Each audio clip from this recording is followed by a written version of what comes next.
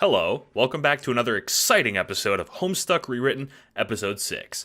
This episode will be another long two-parter examining Act 5, Act 2 of Homestuck. Again, we've brought on Momo and Daft. Now, of course, I have the customary recap. Act 5, Act 2 represents not only Homestuck's longest arc so far, but the peak of Homestuck's popularity.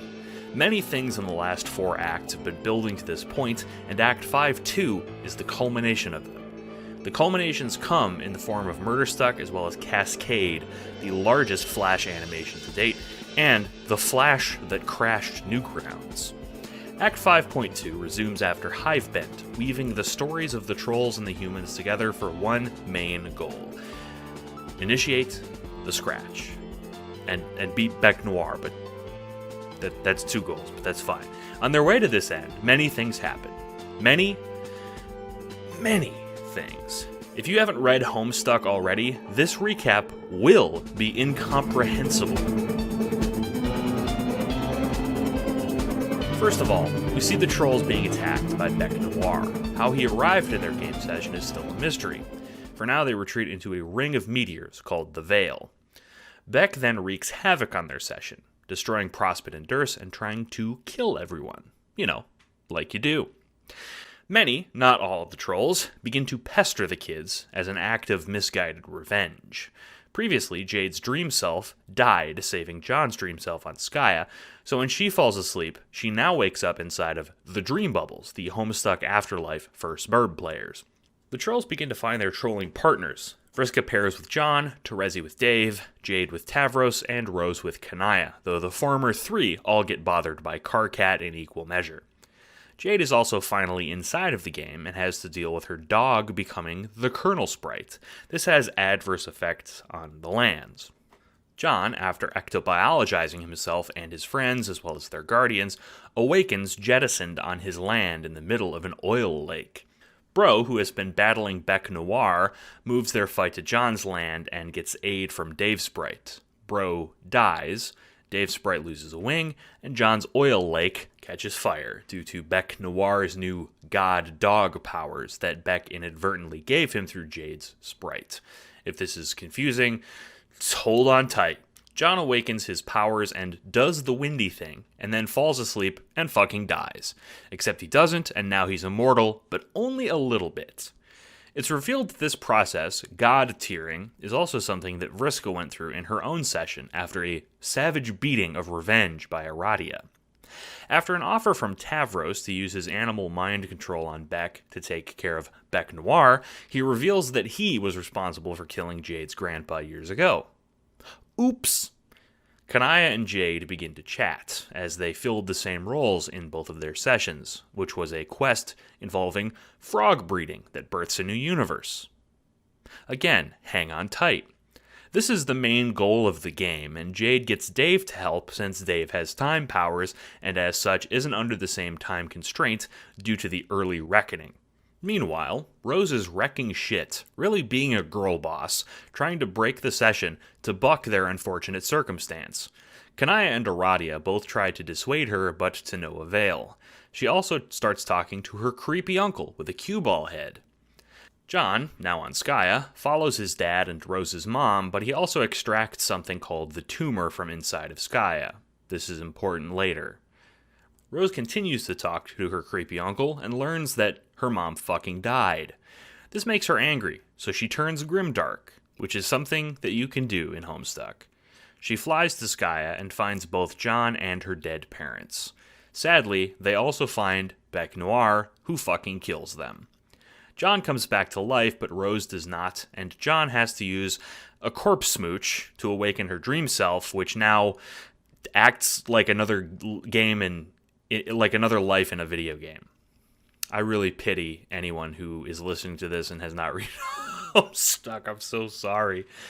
John flies to Dave's land and starts the scratch by dragging a needle from a big monster across the beat mesa, which is the thing that I don't have time to explain. Remember the Carapacians? They're still kicking around. Basically, what happens is they have one of two super special rings that will become important way later. Meanwhile, in the Trolls meteor, Jack is on a rampage and kills Durst. This awakens Aradia as a god tier, who then uses Beck's body to teleport into the green sun, which is something you can do in Homestuck, I guess. Also on the meteor, Vriska is bitching it up and reveals she was instrumental in creating Beck Noir to Tavros. Tavros is pissed and comes to kill her, but sadly, he sucks, so he dies like a bitch. Terezi soon finds the body, because it falls directly behind her, and believes it's Vriska's fault, which she's correct about. A bunch of other murders happen, both by Gamzee and Aridin, all of which Terezi blames Vriska for. This culminates in the deaths of Equius, Pfeffery, Dear Sweet Nepeta, Solix, sort of, as well as Kanaya, also sort of, who turns into a fucking vampire, which you can do in Homestuck. All of these murders culminate on the roof, where Karkat calms down Gamzee, Kanaya kills Aridin, and then later on, Terezi kills Vriska. Then there's a whole bunch of shit with the ancestors, which we're not going to go there. I'm so sorry. There's also a bunch of dumb crap with Doc Scratch and Spade Slick, but I won't worry about that now. Just know that Doc Scratch is Lord English and has to get some errands done before he transforms, like creating the green sun, by tricking everybody. To round things out, Dave and Rose go on a suicide mission to deliver the tumor to blow something up, but they actually live and create the green sun, which lights the way for the trolls to zip on over to it. Also during the scratch, Jade grabs the 4 lands and John and some other random crap, shrinks it, and zips out, avoiding them being erased during the scratch. Also at some point, Jade became a god tier, but a dog. All of the trolls meet up at the Green Sun along with Dave and Rose, and then they go to the new session along with Jade and the ship. Anyway, that's Fact 5.2. If it was confusing, I'm sorry, but I assure you, this does mean something to the people who have read the comic. I missed a lot here, especially with the Carapacians and the Ancestors, so I'm very sorry, but this is a recap, not a retelling. With that out of the way, however, let's enjoy the show.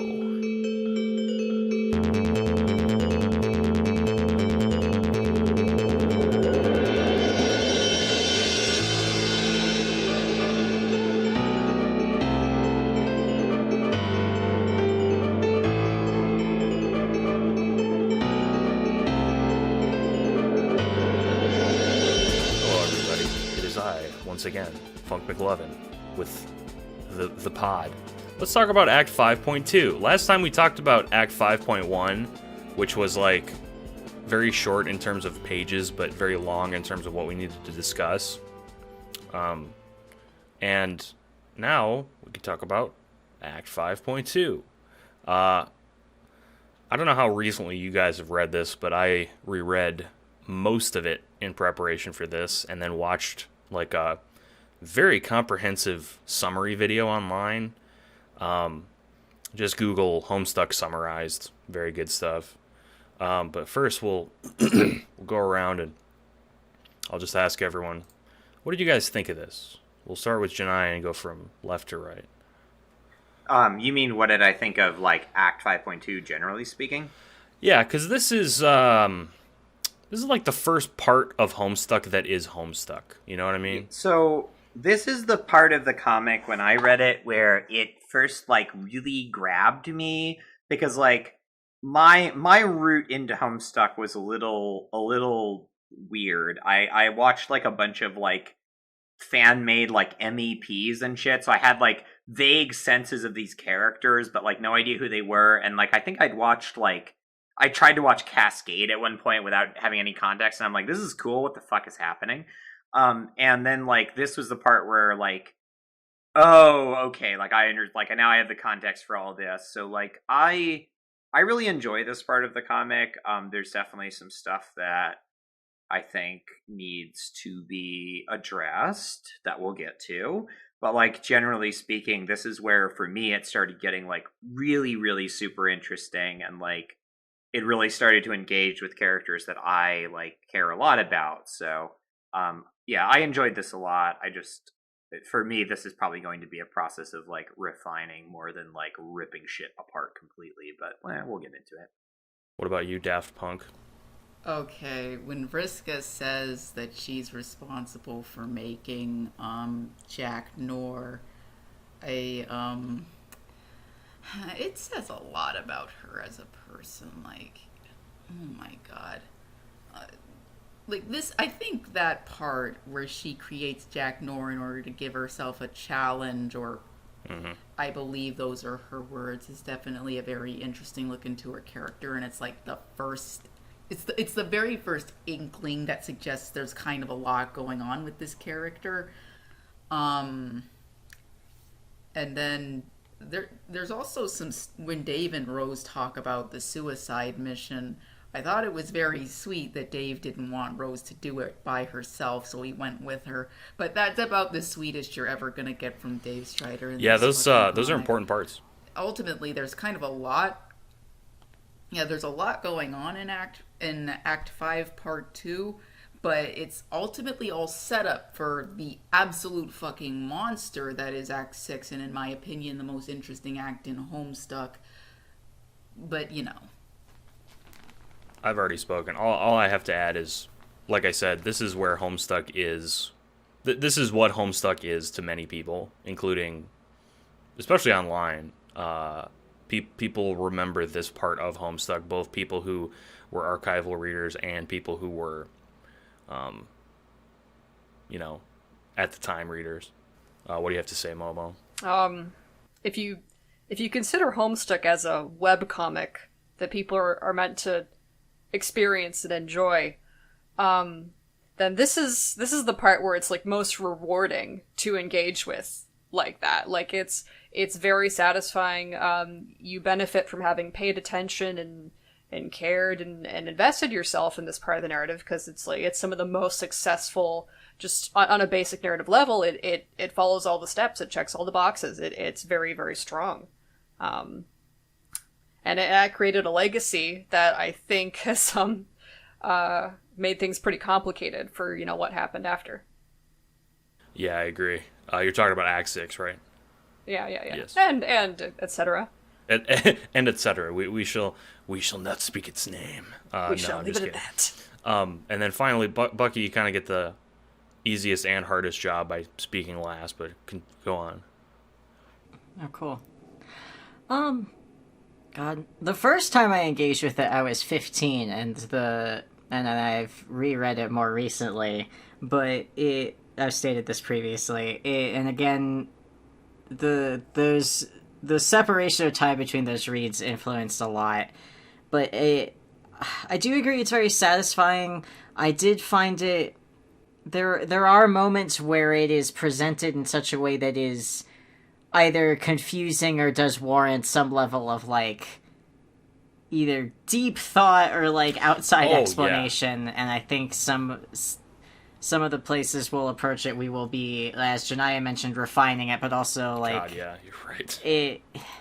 It works for a first draft, but it also worked in part for me because there was a large community dedicated to explaining what the hell was going on in Homestuck. And that's not a strength in a... No, I totally agree. I want to clarify this because I actually wrote it down in my own notes.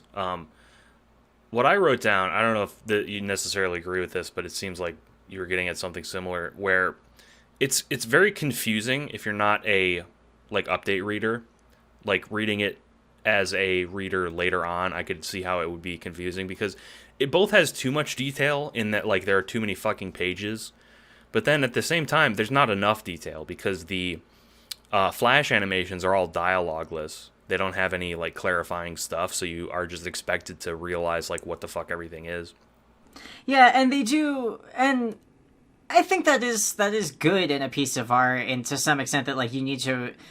watching it multiple times yields more information, and it is difficult as an archive... You're right, it's difficult as an archive reader to remember what it was like to have, like, some of these things were dropped with, like, a long wait after them, or if not a long wait, at least a few days for people to, like, obsessively analyze it and draw as many little details as quickly as possible. Which is the great thing about fandom update culture. That's not exclusive to Homestuck. That's true. That happens in many places. But, yeah. it's a different experience, and I think that I don't know. Homestuck would benefit to some extent in some places of Cascade's in a good spot because it's at the end of an act, and you can sort of watch it and go, okay, well, that's the end of this act, plus this little, like, coda thing, or, like, the intermission where Doc Scratch, becomes Lord English. Those two, that's, like, just a little last flash before we, like, firmly go into Act 6. Like, those being at, like, good stopping points was nice, but I don't know. Sometimes there's just a whole lot in one big chunk of Homestuck where where you need a little bit of breathing room to stop and think about it. And the comic shouldn't have to put up a big sign that says, hey, you should stop here and, like, think about the themes for a bit before continuing. But it's nice to have that every so often. It's like a gameplay loop, but in a story, like a story loop. Especially when this is a piece of literature, I think it would benefit from having, like, ups and downs like that.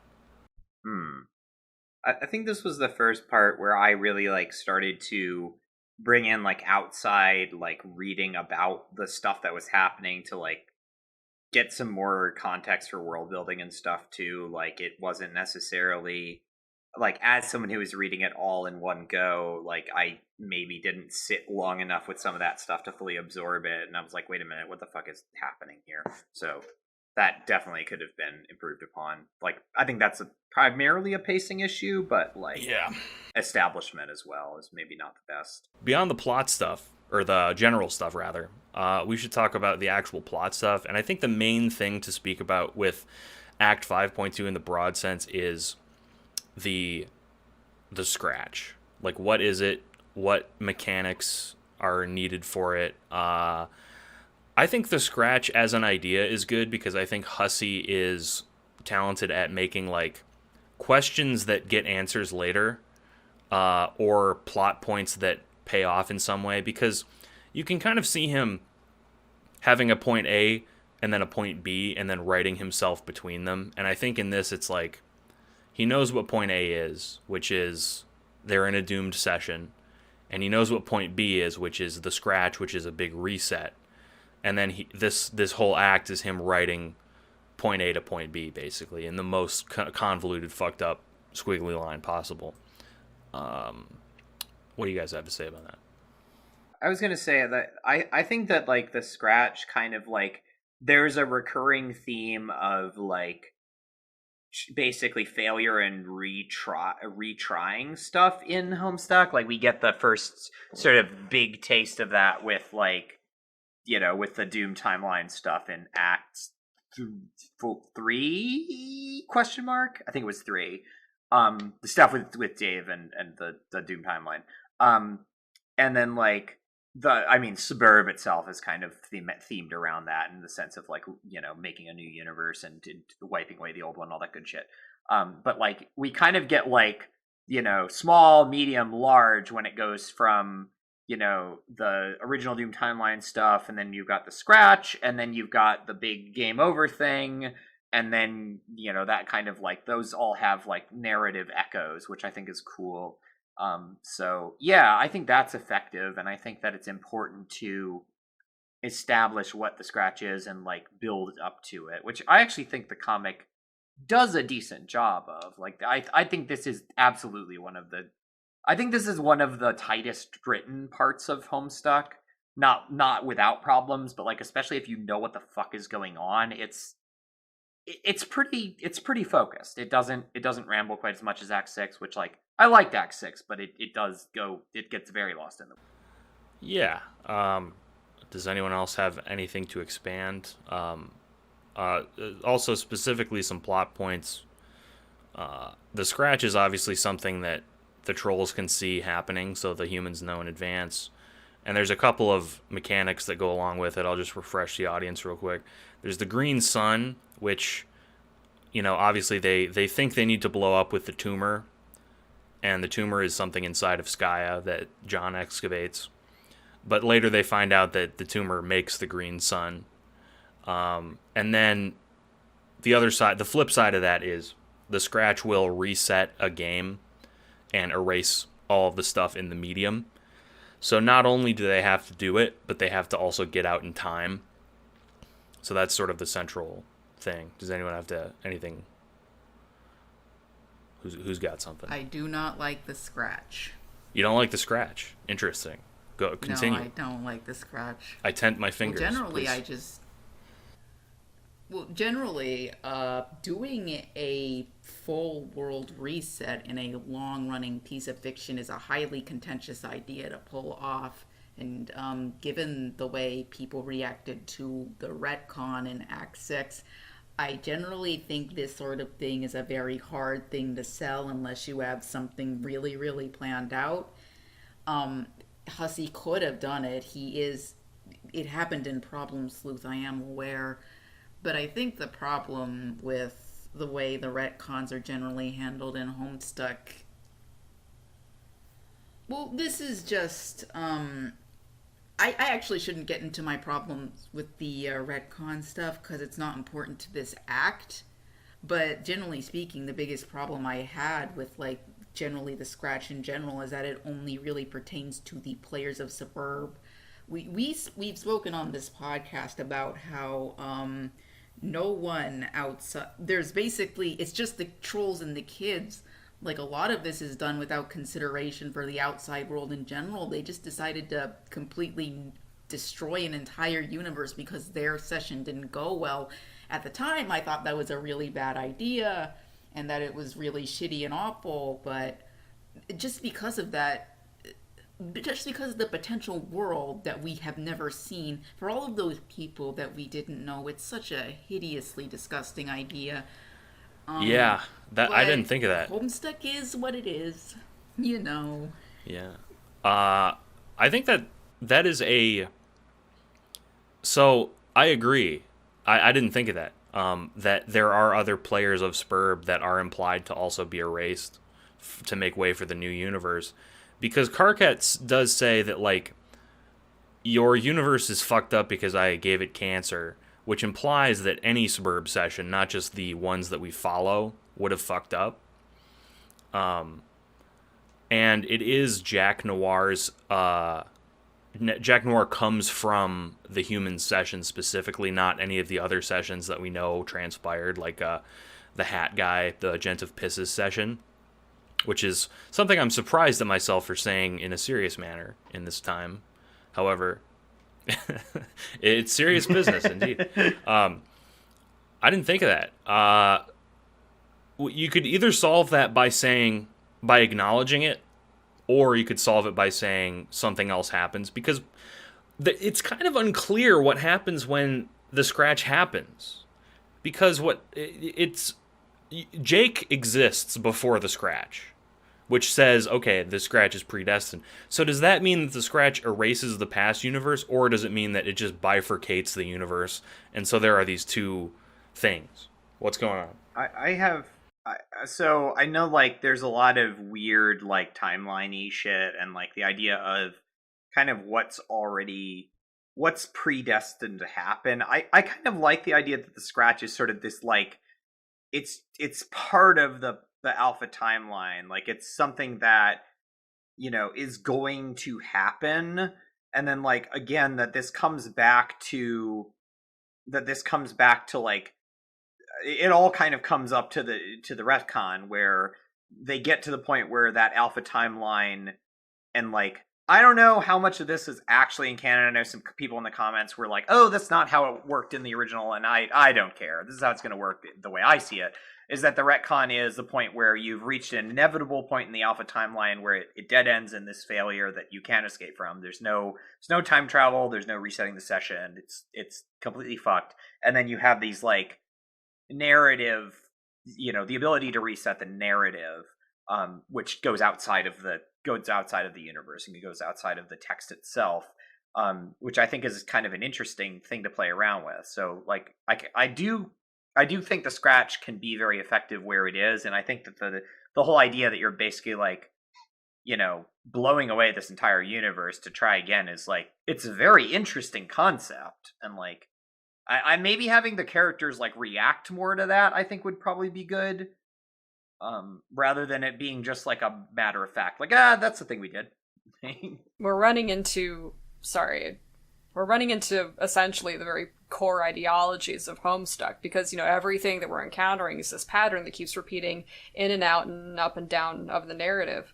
In the commentary, Hussey explained it as, you've got Mario, and Mario dies in a pit, but then, the next Mario goes on and learns from the pit death to, not die in that spot. So we have all these dead timelines, all these flawed, expressions of reality, and I do think that is Homestuck's opinion, that these are flawed expressions of reality, coming in to feed the Alpha timeline, which is, this supremic timeline.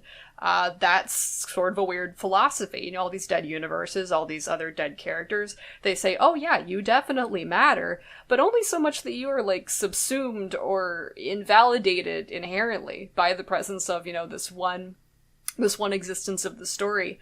Homestuck knew, it would be at one point finished. Time is flat in Homestuck. Everything has already happened, and everything has happened in the same time. So what's happened with the Scratch, specifically in Skya? Those two different portals that sent the Guardians versus the players were swapped, changing who was the players and who was the Guardians. This is just... the events have been changed themselves in this universe. Otherwise, it's physically the same space, in the sense of matter, but it's this different iteration. Yeah, and we can get into that more when we get into retcons. But I think you hit on something, that there are 3 main resets in Homestuck that sort of ramp up in intensity. And the first being what we talked about before, where Dave had to come back in time and fix his prototyping. We have now the Scratch, which is a reset of the universe and the Spurb session. And then, of course, we have the retcon, which is the main one. And they all kind of build up into that. But we can't talk about the Scratch itself without talking about Doc Scratch. And I talked before about point A and point B. Hussey, in this part, also sets up a point A to a much later point B, which is obviously killing Lord English, in this part where Doc Scratch starts to do things. I don't really have many thoughts about Doc Scratch. I think he's fine as a villain. I like that about him. I don't think he has much to do other than influencing stuff. So I would appreciate if you guys had some thoughts on that. Apparently Bucky has something to say. Is that true? It's interesting running up against, this is sort of a continuation of earlier, but also involves Doc Scratch. It's interesting running up against the stuff that you need to have in order to keep the narrative going with the themes that it's already presented, and also have an effective villain, and also the stuff that just kind of sucks to deal with, to put it lightly. Regarding Doc Scratch, there is a continued...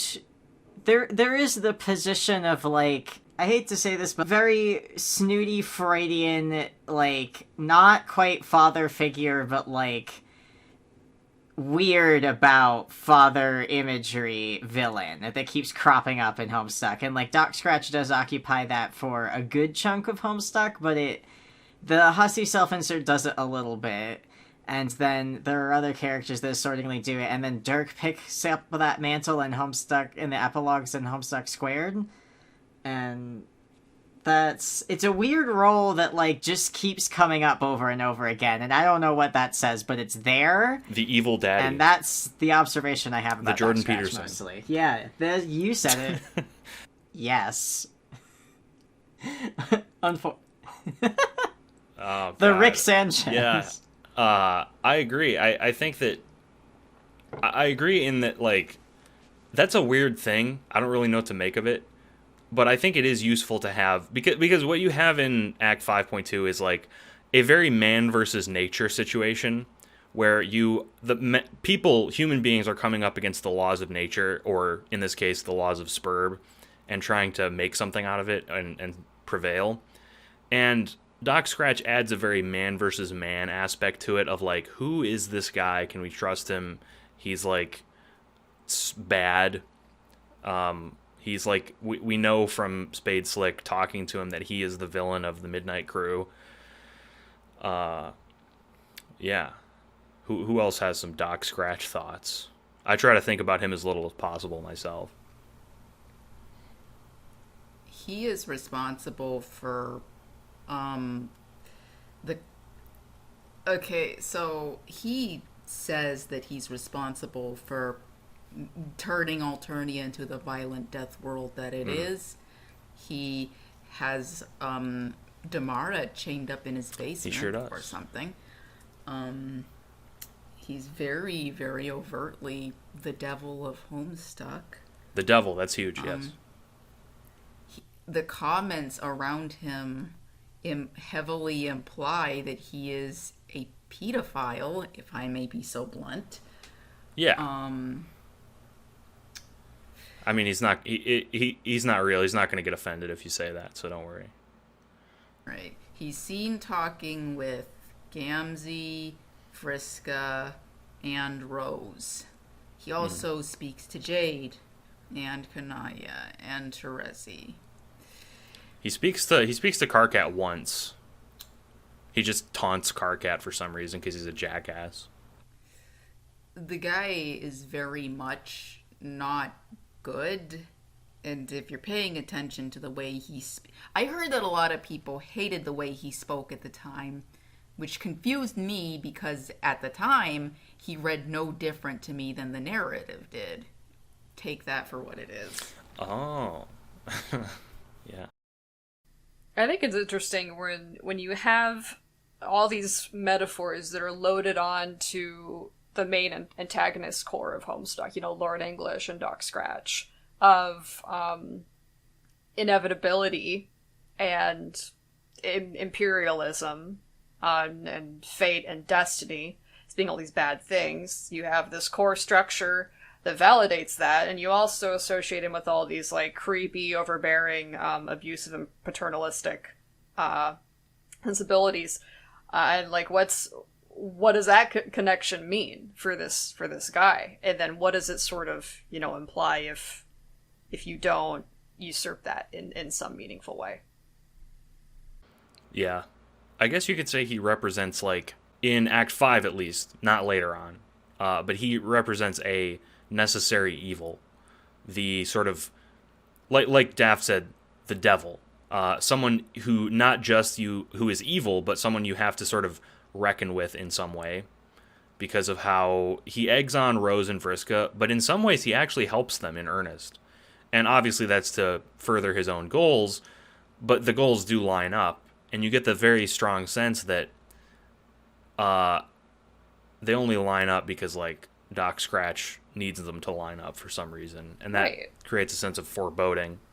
That's because Homestuck characters, not merely Suburb players, but specifically Homestuck characters, the protagonists, are servants of Lord English, all of them. Whether or not they recognize this or don't recognize this is true of their situation. Gamzee is the only character who 100% acknowledges and lives by this role regardless of whether they want to do it or not. Yeah, I was gonna say that I think that I like the role that Doc Scratch plays in the story as the kind of the devil figure or part of the devil figure, because there's several devils in Homestuck, and it's a very interesting character. The sort of behind the scenes manipulation is very interesting, and that's again that sense of inevitability where you're getting to the rise of Lord English, and it also ties very much into the idea of the narrative inevitability. Doc Scratch is often either subsumes the narrative or sort of stands in for it, but I think one of the things that's sort of gonna be a thread going down is let me put this, the way that Doc Scratch functions within the story as far as perception, because you mentioned something about I don't remember who it was that mentioned how do you basically how do you reconcile this paternalistic kind of imperialist, there's a lot of shit going on there, and I think that part of the way that that's read within the text has to do with other extensions of like what the result of that is. So like I think because we've talked in the past about like treating some of these characters with more compassion, like Gamzee being a big example, and like showing a side of the characters that's like, okay, maybe they are doing bad things because they're being manipulated into it, or maybe they, you know, were traumatized and are reacting in a certain way, but like the character themselves is not like this just irredeemably awful person. And I think that will then kind of reflect back on Scratch, because like Scratch's view is that all of this is, you know, this is the way it's supposed to be.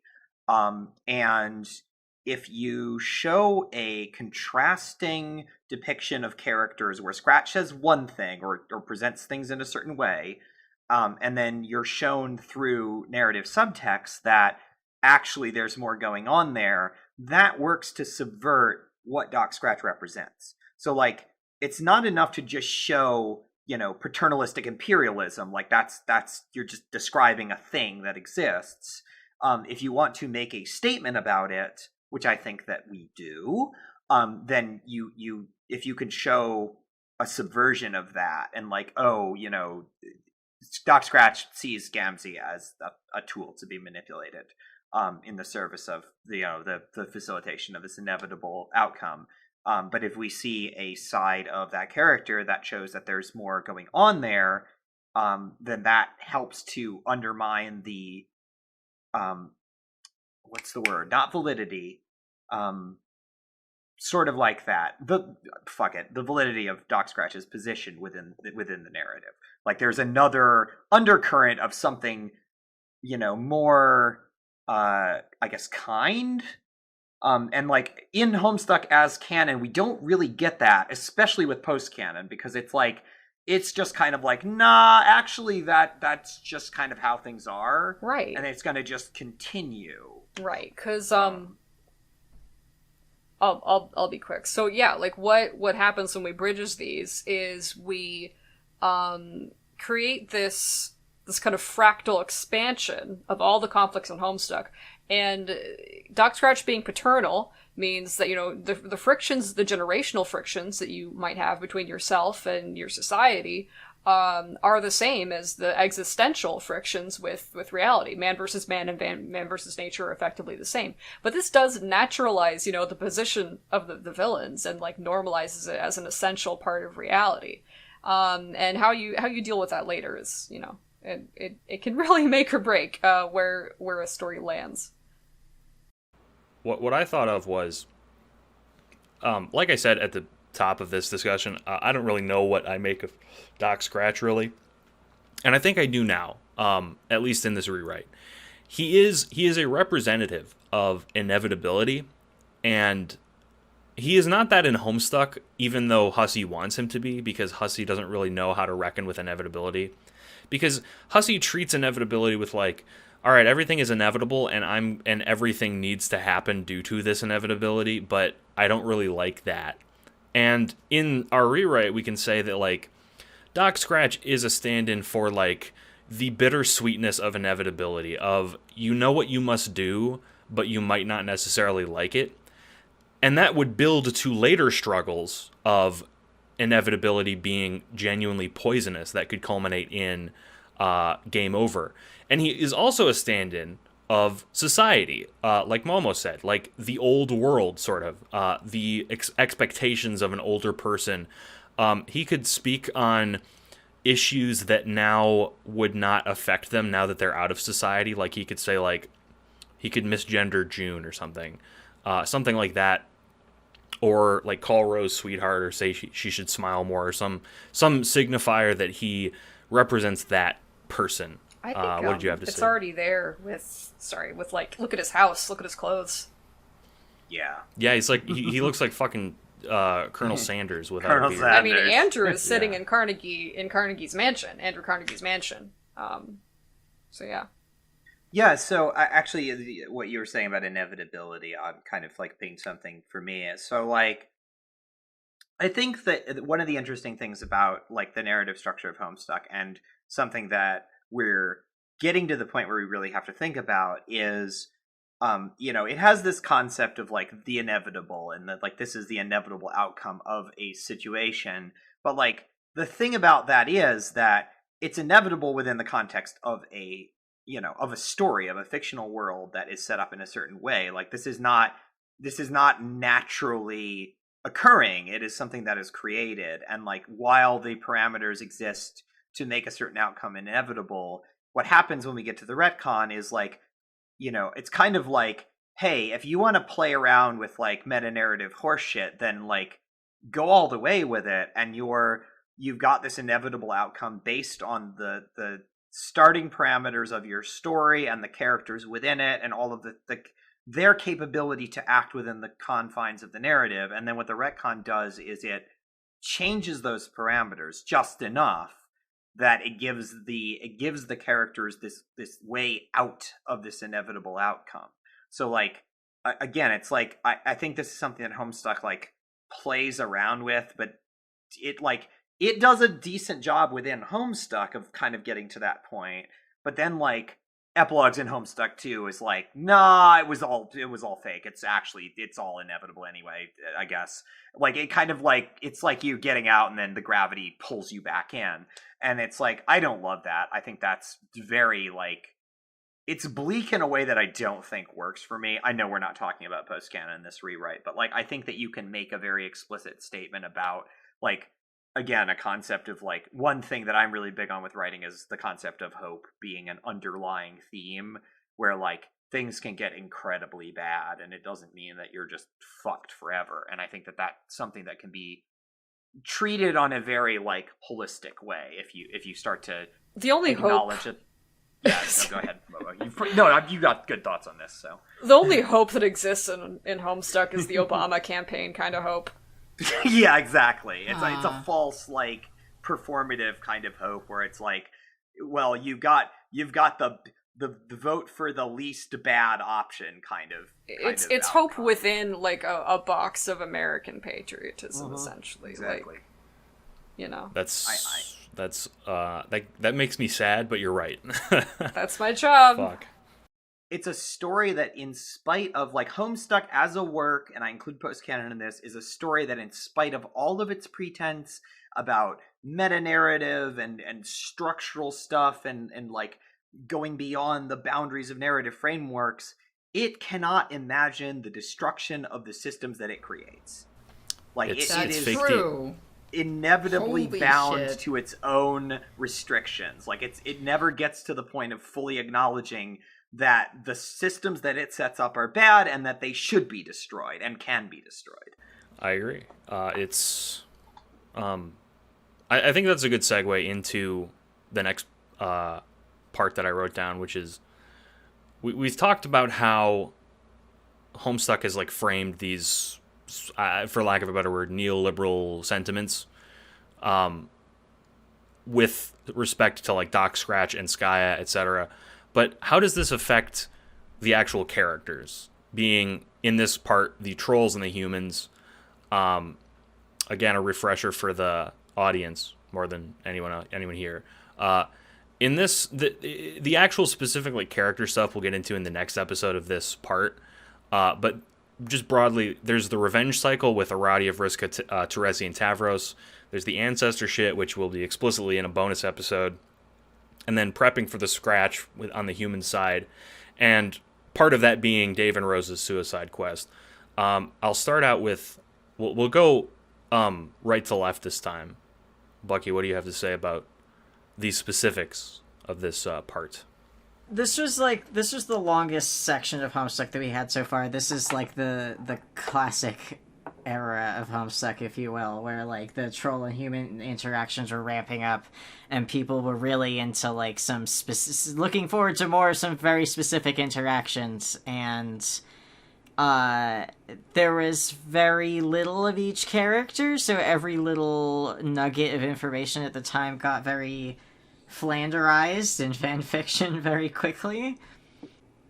And it's because a lot of the flanderization happened before the end of Murderstuck too, although we were like leading up to it, so that was also interesting. But I think I don't have like that's one of the most beloved parts of Homestuck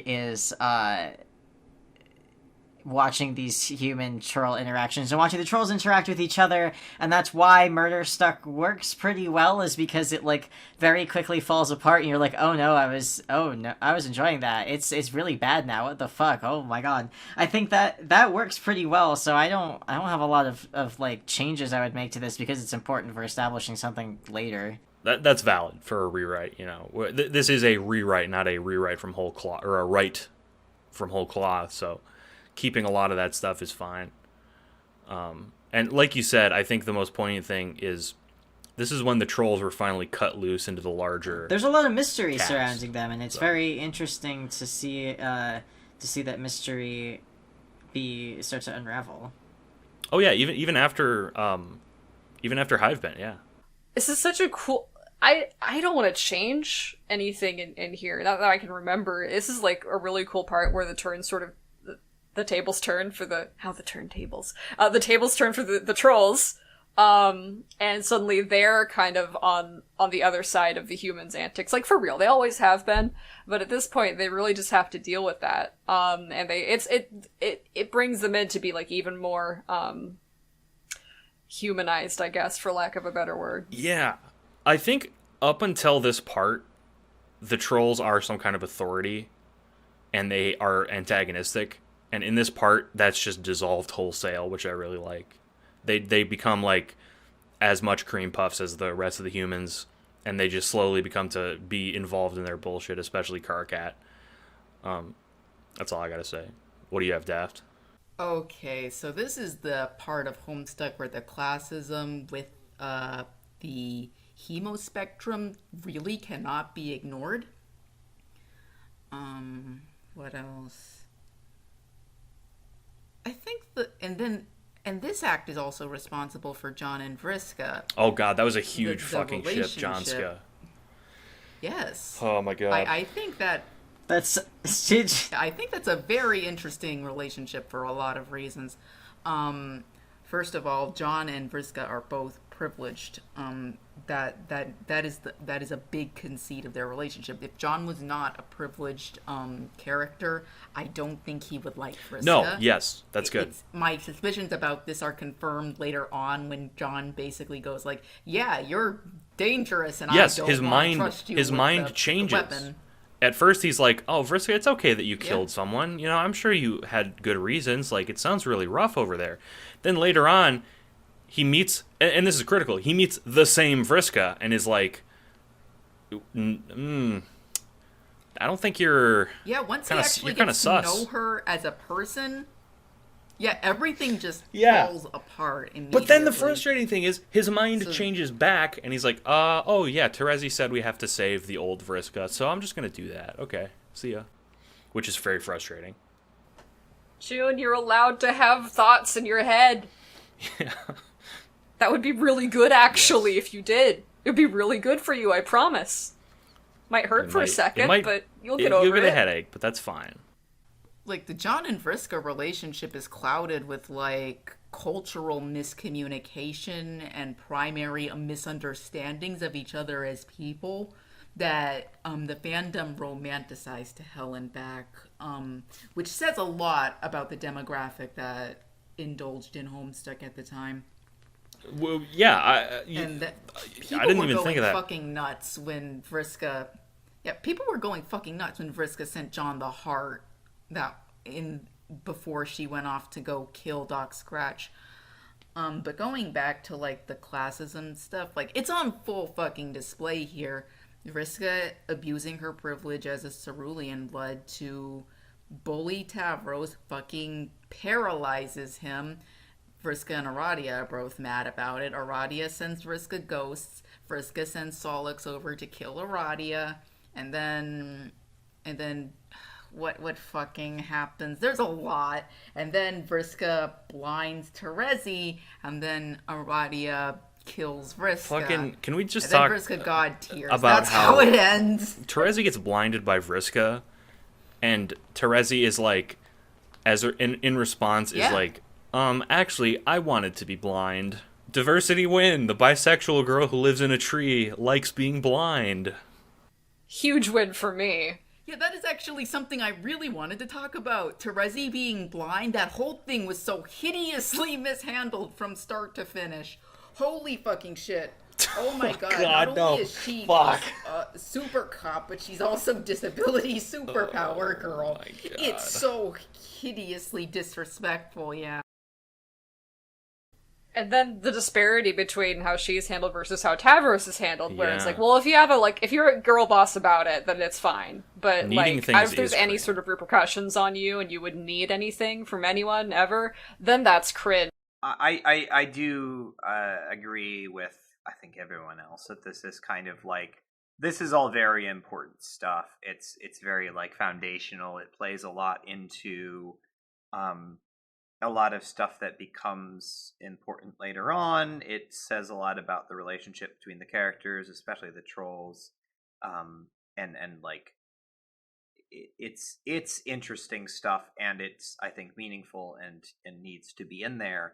But the stuff about your comments about Terezi actually got me thinking that like it would be nice to like to kind of even out things between the portrayal of disability between Terezi and Tavros, where like the way that I would do it personally is to show like, because I don't think that the comic has to like hyper focus on like this disability makes their life a living hell, because I don't think that's a good alternative to disability superpowers. But like to show like Terezi having to come to terms with, you know, the fact that she can't see anymore and like figure out how to deal with that. And then, you know, parallel Tavros having to come to terms with the fact that he is now paralyzed, or his legs are paralyzed. The canon reason that Terezi was never bothered by it was that her Lucis was an unborn egg, and she was used to the not seeing. Yeah, no, and so that apparently translates to getting blinded. Big diversity win. I'm not interested in I'm not interested in replicating that in the rewrite. If Terezi would, you know, if June would let herself think a thought in her head once, that would be great. If Terezi would like allow herself to feel like a genuine feeling of pain ever, without like obfuscation or barriers or rationalizing, then she would be a lot better off too. I agree. With the main thing with Tavros, you just have to stop like making it be funny that he's going through this. Just don't, or at the very least, like subvert that and point out that if you laughed along at that joke, that was really fucked up. Yeah, I think that like I think that you're dead on with that. Like, I think that this is an opportunity to give Terezi the seeds of like this kind of like getting rid of that whole like this devotion to the way Alternia is, because like Terezi is the biggest fucking, you know, like we said in the one of the previous episodes, she is Boots, like that. She is the fucking system, and it's like I think this is an opportunity to start to subvert that and undermine it, and to treat Tavros with more humanity than canon does. Like, both characters deserve to be treated with more complexity and nuance. Terezi deserves to be able to be vulnerable, which I think is a good setup for her future vulnerability, especially considering that part of the whole thing with the retcon and with Murder Stuck and all that is her like guilt over killing Vriska and all that. And like that's not handled great in canon. Yeah, that's what forces her to really accept that she has feelings and that things actually have consequences, and you can't just keep brushing it off. Yeah. And, like, the fact that this is also easy to identify, I think points out, like, there's really so much that's actually very strong in Homestuck. It's just that, like, some things are so severe is what makes you really sad. You know, because it's actually a lot of good in there. Yeah, and a lot of it comes down to framing. It's like, if you start to humanize Terezi and Tavros early on, and you show more nuance of their like reactions to these situations, and then when you start to get into, you know, the amplified versions of these same situations, then you've already established that they are on a path towards being more reflective. You can then use that character growth to springboard to them having an actual reaction emotionally to what's happening, and then you can treat characters with more nuance and more, again, the word compassion, when you get into some really fucked up shit, so that you don't have some of the issues with how Terezi is framed, with regards to Gamzee in particular, where it's not good. It's not good. We've talked a lot about the trolls. Let's talk about some of the humans. And Momo wanted to say something about Rose. I don't have to go first, but so I don't forget. Yeah, go ahead. So okay, cool. The sequence with Rose and the crystal ball and everything, the Grimdark, that happened before, right? That is before we get here. No, you're correct. Grimdark happens after John goes God tier, and because there's the fake out death that happens with John. That's the first death in Homestuck, is Bec Noir kills God tier John, and also Rose's non-dream body. Right, because the sequence, I want to keep this in mind from when we do get into Murderstuck. It looks at the crystal ball, snaps, and then this Lovecraftian imagery reaches down for her out of the sky, and it becomes grimdark, and her skin darkens. And then there's we go on, we see her go on this quest. The body that goes grimdark dies. It's dead. Yeah. And it's Rose's dream self that wakes up on Durst to go on this mission, and then even that's her most convinced that there is something that can be done about their circumstances, that they can defeat Doc Scratch. She still believes that at that point. She's seen outside of Homestuck, I think. It's that's kind of what happens with Grimdark, with that imagery. There is an outside of it. There is a space that is bigger than Homestuck.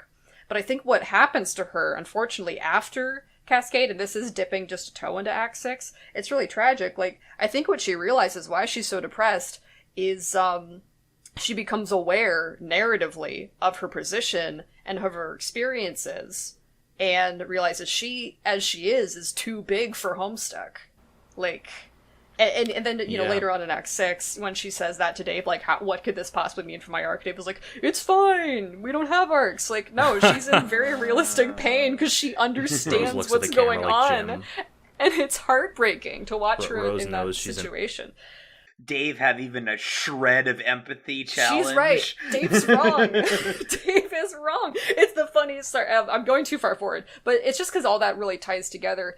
And this is all such it's so clear about what it is. I don't know if it knows what it is, but it's very forward.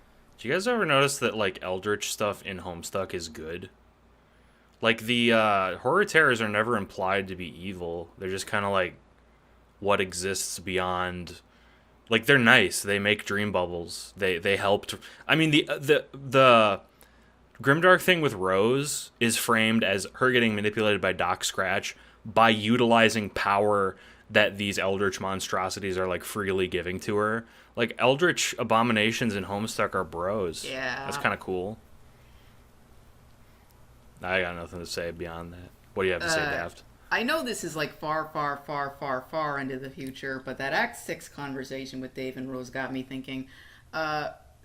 Dave, when he insists that that nobody has narratives, I can't help but see that as a narrative extension of him being all Lord English isn't that bad, which also is the impetus for the whole Dirk and Hal conversation. I do not want to not exist. Exactly. It all comes back together. We're back to Obama hope. You can't go outside the box. Sorry. Mm-hmm. Yeah. Yeah, I think that's one of the most important things to subvert in the rewrite is we are not interested in creating a world where the best you can hope for is to have a slightly better existence within the same box. The ultimate goal is to destroy the box, not to just get more comfortable within it. Mm-hmm. I do like that. Does anyone else have anything final to say about the humans before we move into Murderstuck, which I predict will be the largest part of this video? Jade is so cool. And God, what this fuck does yes. is I it forgot about sets up... Jade just like Hussey did. I'm sorry.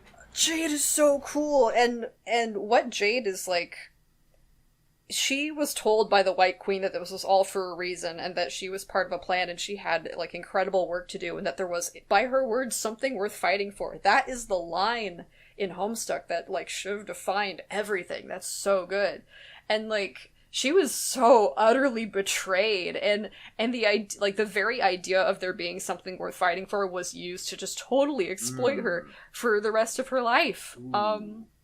And I just had to point that out because it sucks. 'Cause she's so actually, cool. Shit, that actually makes me think of something. And I freely admit this is extremely biased because Jade is one of my favorite characters. But I think that because Jade's role in Homestuck, as it exists in canon, is very like procedural, I guess maybe is the best way to put it. Like she does certain important things with a narrative, and then she gets like shuffled off, and then she gets brought back when she has something else to do. And then she comes back to die. And then she comes back to die, yay. And I think that having Jade, like, in the rewrite, to have her, instead of serving as this kind of, like, narrative tool that gets used when you need a certain thing to happen, to have Jade be the core of that hope for something that is outside of this box. Like, she is probably she's probably the most realistically optimistic character. Like, I know that June is like a very like, no, I'm getting ahead of myself. I write June as a very optimistic character. June in canon isn't. June in canon is this like just kind of like very blank slate, just kind of like do the things that you're told to do and like whatever, it's fine.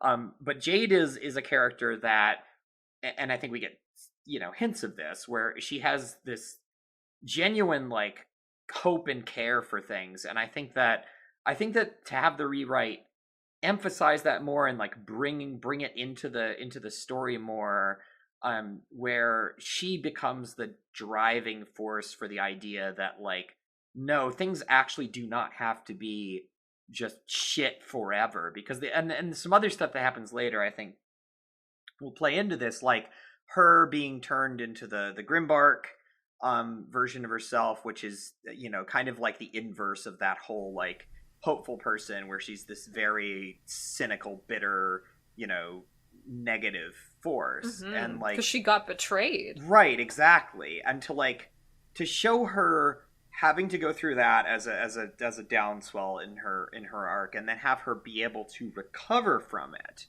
and then regain that sense of hope for a better world, and then use that to inspire the others to fix things and make things better. Like, I think that her role in this story, there's like a missing piece in Homestuck, and I think that Jade fits very nicely into it, because like, of all the characters, like, that's like, she's the one that feels the most like, of all the main characters, like there's something that she was supposed to be doing that just like doesn't happen. And I think that like Homestuck gets so cynical about itself that it's like, well, we can't have the hopeful character. Like, I know she's not a hope player, but she is hopeful as a person. Like, they'd be like, that's lazy. Yeah, exactly. Right. Just imagine like Jade and Rose having this sort of not necessarily a romantic, doesn't have to be, but it could be a little bit. It could be this Utena and Anthe situation where Rose has been like so broken down and realized that the story doesn't value the totality of her experience, and Jade is like, the story might not, but I fucking do. Let's go. That would be and that's the thing that like, I think that's one thing that Homestuck, in spite of all of its like massive amount of characters talking past each other, one of the things it needs a lot more of, and I'm not saying it has none of this, but it needs more moments where the characters connect to each other on an emotional level. Like, the story needs an exchange where Rose and Jade are talking, and Jade subverts that sense of like cynicism and hopelessness, and like, I love that, the idea of like, maybe the narrative doesn't care about you, but I do. Like, it doesn't matter, because like, we exist as independent thinking, feeling entities, and that plays into the whole idea of that the narrative is this thing that you don't necessarily have to, obey thoughtlessly until the end of time, because you're writing a story.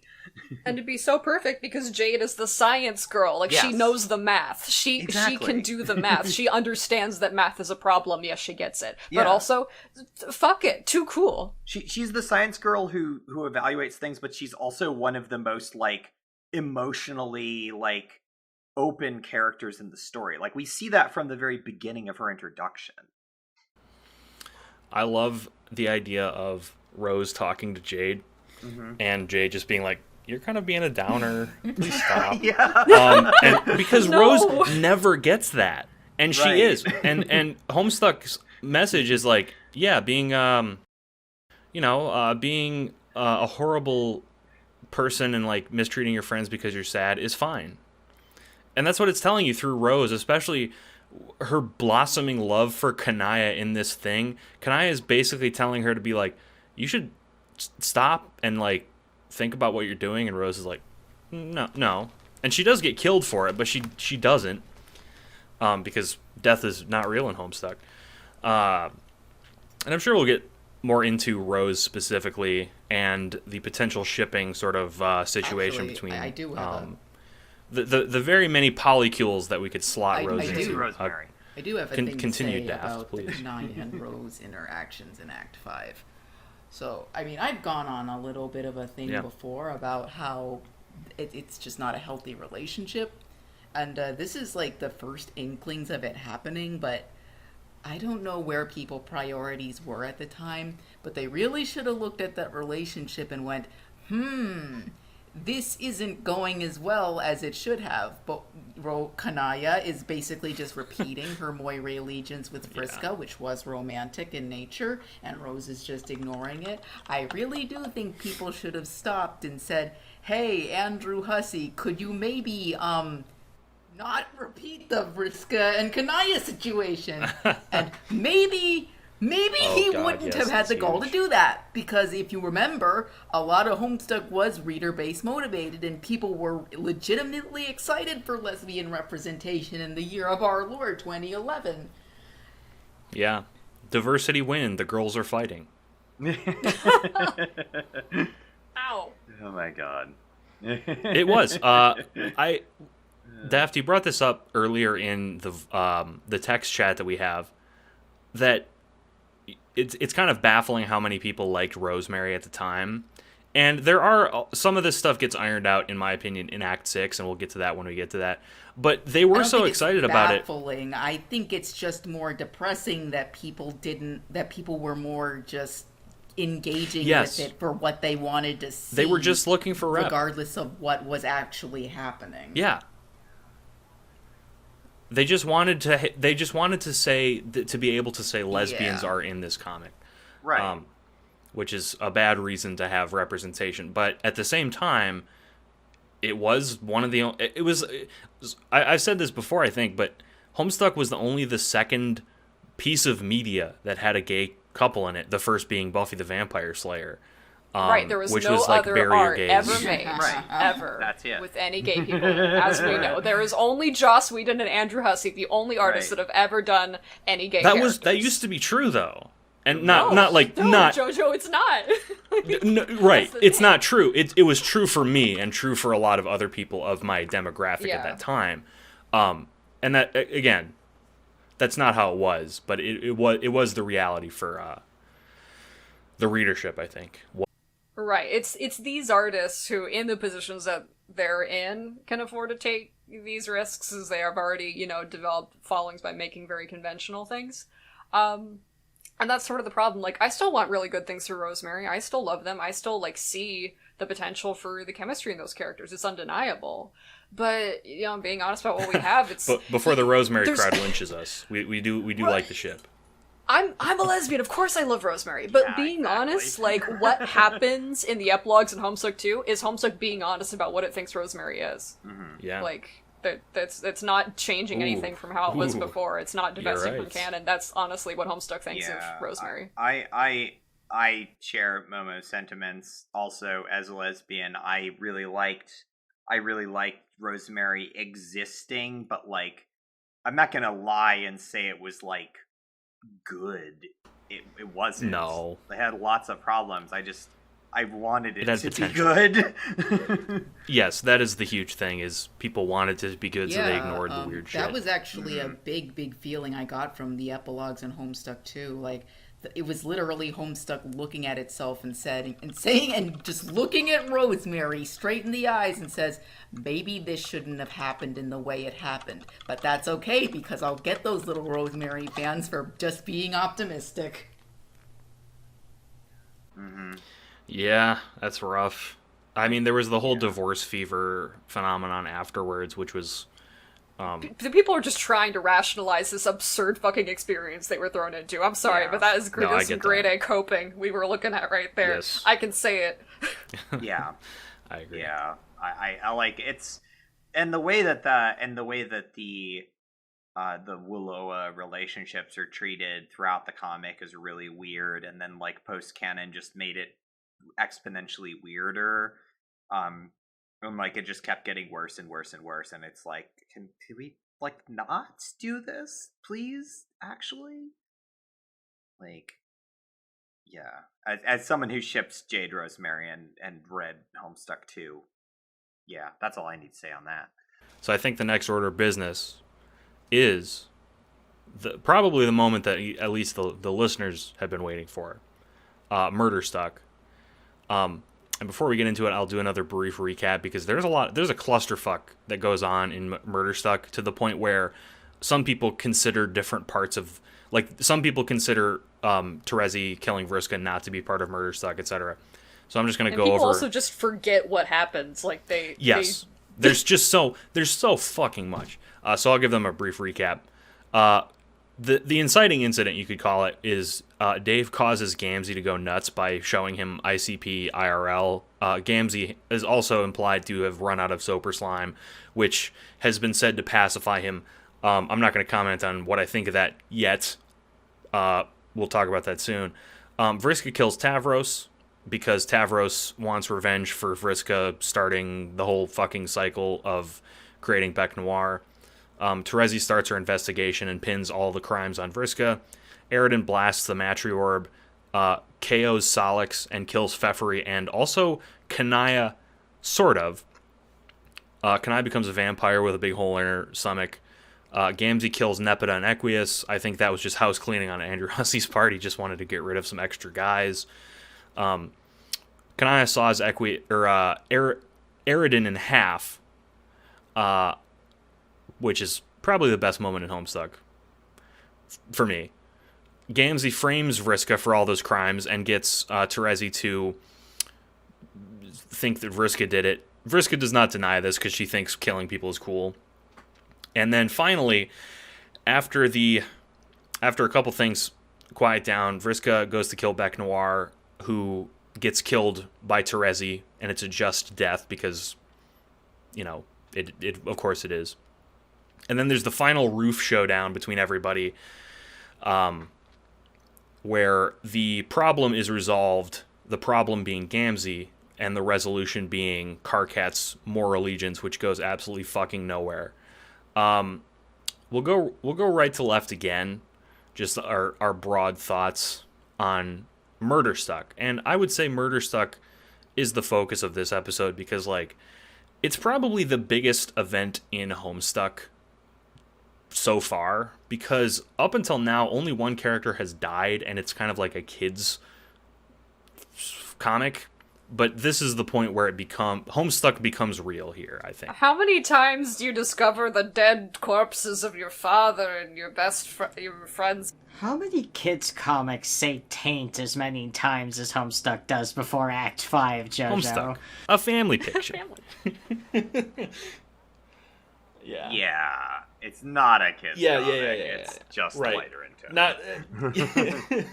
I really did say kids comic. Huh? Say that. It's lighter in tone. Kids age I for think I would embryos. capitulate Kids too. age 19 to 37. It's it's rated M now. No one under 18 has or can read You know it. what they say? Homestuck is for eggs. Oh. Da-da-da-da-da-da.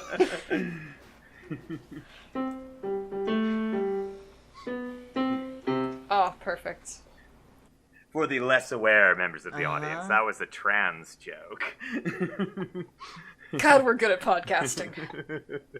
So this is you mentioned this is one of the first like big events. I think what that means is like this is where we really start getting into like the themes of what Homestuck is doing, and like we're a lot of the analysis of what these characters are like and what classes and aspects are like and what you can sort of take out of Homestuck really ramped up here as well, because there's a lot to dig into.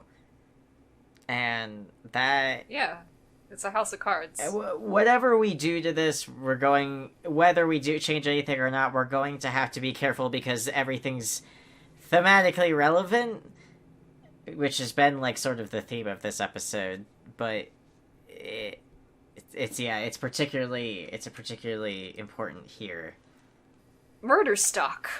So Yeah. remember what I said an indeterminable amount of time ago about like the beats of Rose looking into the crystal ball and then being reached by these other powers and the imagery there, then going on this rampage. That's exactly what happens to Gamzee, beat for beat. It's the same thing. Which tells me these characters are in the same situation. He goes Grimhonk. Yeah, it's Grimhonk. Okay, that's actually kind of cool. Yeah. I'm gonna write that down. Oh yeah, go for it. Continue. So yeah, that's that, and that tells me like this is really important for what this character is realized about their story. To add on to what Momo is saying, if you're paying attention to one panel from when Jack Nor and PM are fighting each other, you will notice that horror terrors have Purple. Yeah, is that? I thought that meant they had fuchsia blood like Fefri's Lucis. Was it purple? No, it's purple. It's purple. Yeah. it's purple. So Rose and scratch his Gamzee, chin. and the Lovecraftian imagery and purple, they're all kind of unified into, what's going on Interesting. here, and the association of purple also with voodoo, by Homestuck and by the other media properties it has adopted from to represent voodoo in the comic. You mean ICP? No, Dr. Vasilier from Princess and the Frog. Oh, right. Perlos's whole design. Yep. Tie purple to blackness, yeah. And then there's Baron Samadai. Which is the religious figure in voodoo that's associated with the color purple. So it's all this kind of it ties that all together. So Homestuck's got some unconscious proclivities. That and unintentionality is a good way to put the sort of thesis of this rewrite. Who are we on? Big yeah. The biggest yeah. Anything to add to that, Daft?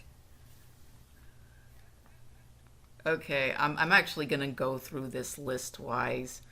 Dave causes Gamzee to go nuts. So Dave and Gamzee actually have a lot in common. Absolutely everything is based on the fact that Dave recognizes that Gamzee is responsible for the existence of the kids.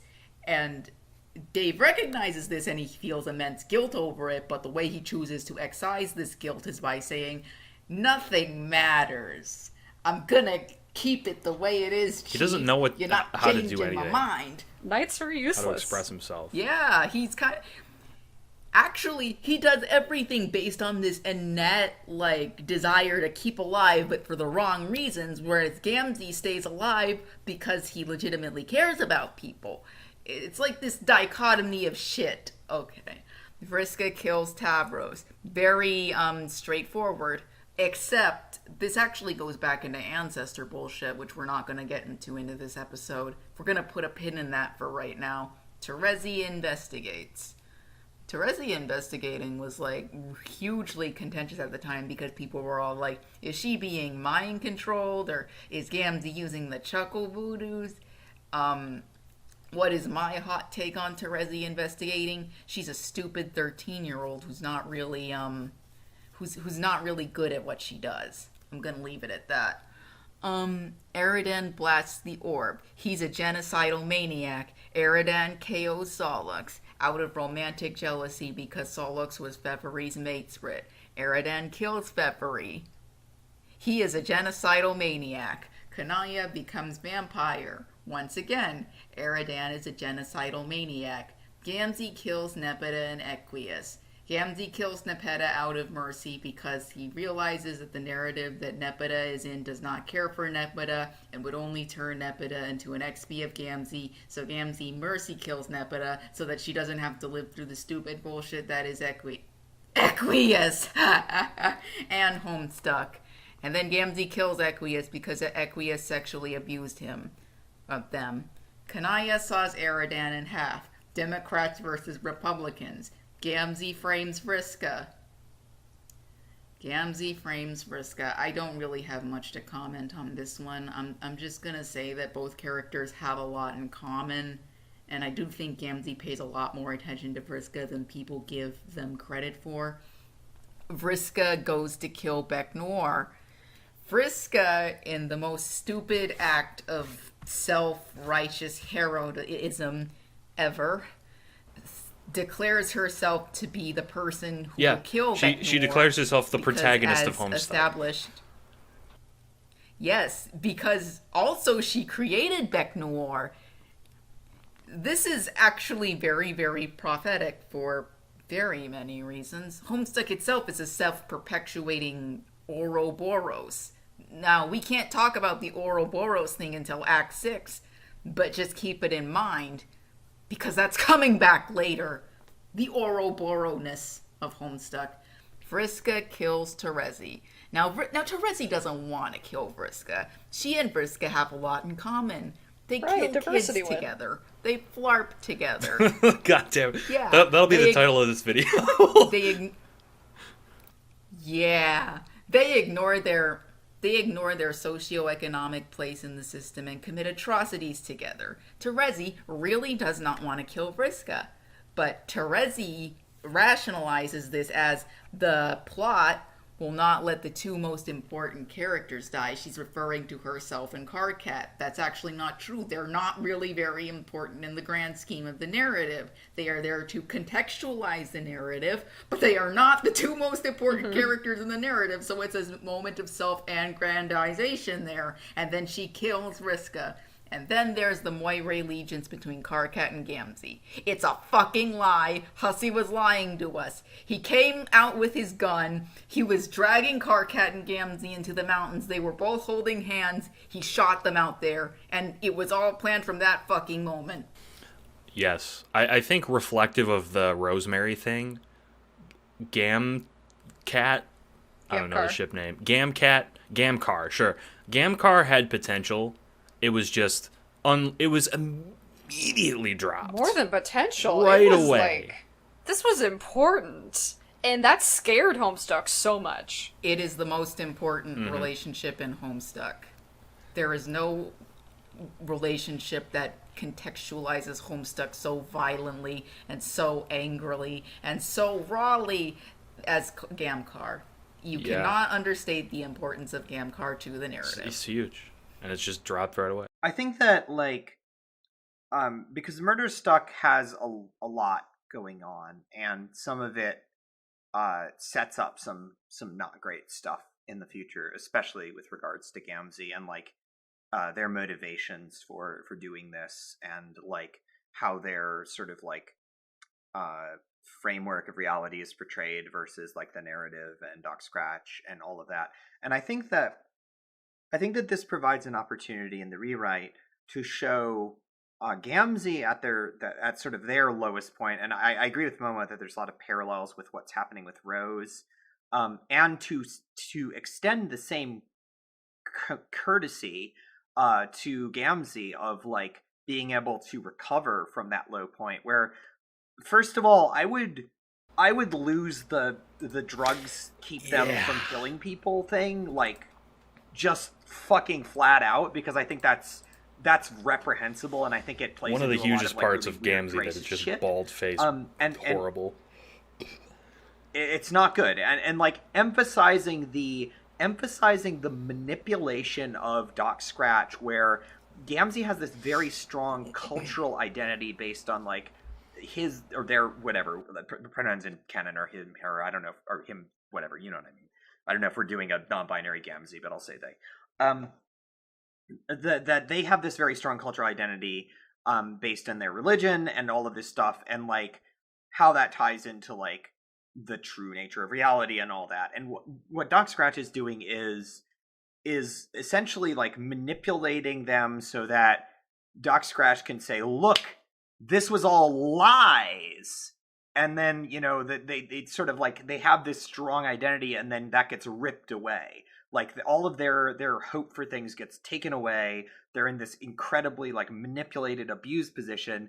Dave is playing right into this. I mean, Dave is basically like, yeah, look at the lie you believe. Like you've got a lot of like this idea of this thoughtlessness and this carelessness with people's feelings, where what motivates Gamzee to do this is fully buying into the idea that everything that they believed, everything that they held dear to them, everything that was important to them was a bunch of lies, and that the alternative, the devil's bargain, is worth accepting.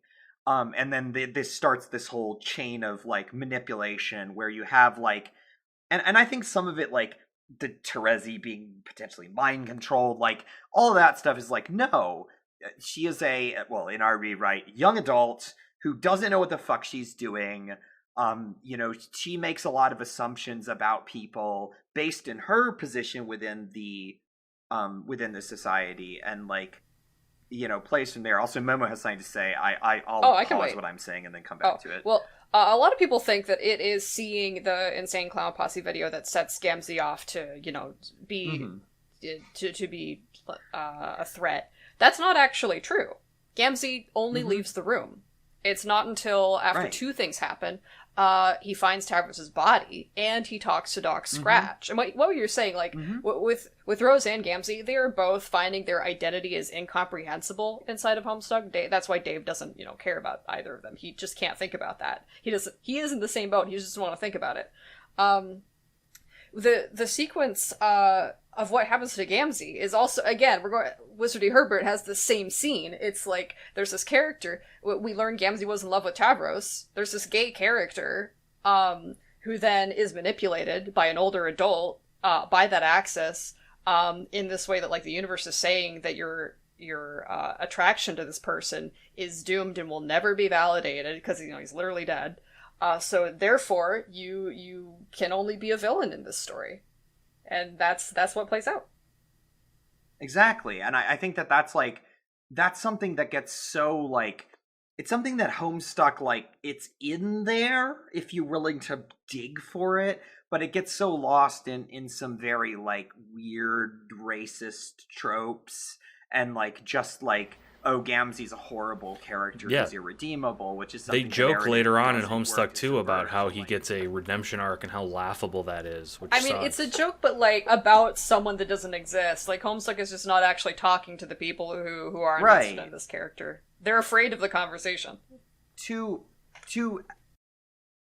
actually show that this is a character who is being explicitly manipulated in a way that is very, like, abusive, very controlling, that plays out in a very, like, violent way. I think that there are some bits in there where you can show, like, even in the midst of this, like, the idea of killing Nepeta out of a sense of, like, compassion for sparing her. Like, I think if you make some of that clearer too, that helps to, like, show that this character, even in the depths of their worst point, they are not completely irredeemable. And then you have all of this stuff play out, all this stuff with Vriska and Terezi, and then, like, what you're left with at the end of this is you have a setup for where you can then show Gamzee throughout the rest of the comic in a more nuanced light, rather than being kind of a joke character. Homestuck makes out Gamzee to be this, like, monster character, like a joke character, then a monster character, then a joke character. And it's like, I think that to show Gamzee as, you know, a nuanced character, and then someone who is manipulated into doing something reprehensible, and then someone who is traumatized by that, but who has the ability like the narrative gives them the opportunity to heal from that and come to terms with what happened, and for the other characters to do that as well, rather than just making them into this ridiculous joke that then gets, in post-canon the More Allegiance, the Shushpep, that could have been like the start of a sort of Utena Anthe arc for Karkat and Gamzee, which would have like made Karkat realize his position to, usurp narrative and, recognize Gamzee's position as a victim of narrative. The reason the imagery of Murderstuck is like so aggressive and so violent, there's like blood and decapitation and all these gruesome things, is because of the deep-seated homophobia that's nestled deep down into Homestuck's like perspective. That it never quite gets over because we see what happens with other gay characters later. Yeah, and I think to have the narrative not take that tack is going to be very important, because, like, again, it's not always just the literal events, it's the way that they are framed and then reflected on later on. And, like, I think a lot of the stuff that we have happen in this specific part of the story, it's more important how it's reflected back on later on. If you want me to sell you on a non-binary or even a transfeminine Gamzee, if we look at like what Tavros is sort of established to be a heterosexual character. Gamzee likes Karkat and Tavros, these boys who like only show interest in girls, and that's just like another thing of what's.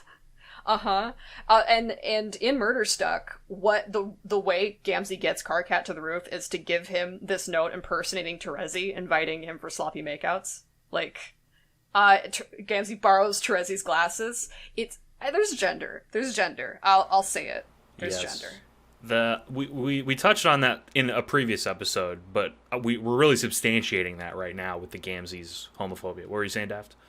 We were talking about this in chat earlier, but it's in regards to the Bards class, how both characters who are Bards, Gamzee and to a lesser extent Cronus, have had all of their problems as characters like exemplified through the rigid masculine expectations that society has for them, and both characters are consumed by it. Gamzee is able to thrive in it only because they want to thrive, and Cronus falls out of those expectations so fucking hard. Yeah, I agree. It's obvious that Homestuck is saying something about the rigid gender expectations that are placed upon people who would be conceived as men, but it can't bring itself to self-actualize because it never wants to. Cronus's only character trait is that he is performatively heterosexual, basically. Yeah, there's a lot. He burns out so hard. He Yes. is a complete systemic burnout. Well, I wouldn't say that he's, heterosexual, like, in text. He's definitely not, but, like, that sort of, like, performative sexuality is basically his only character trait.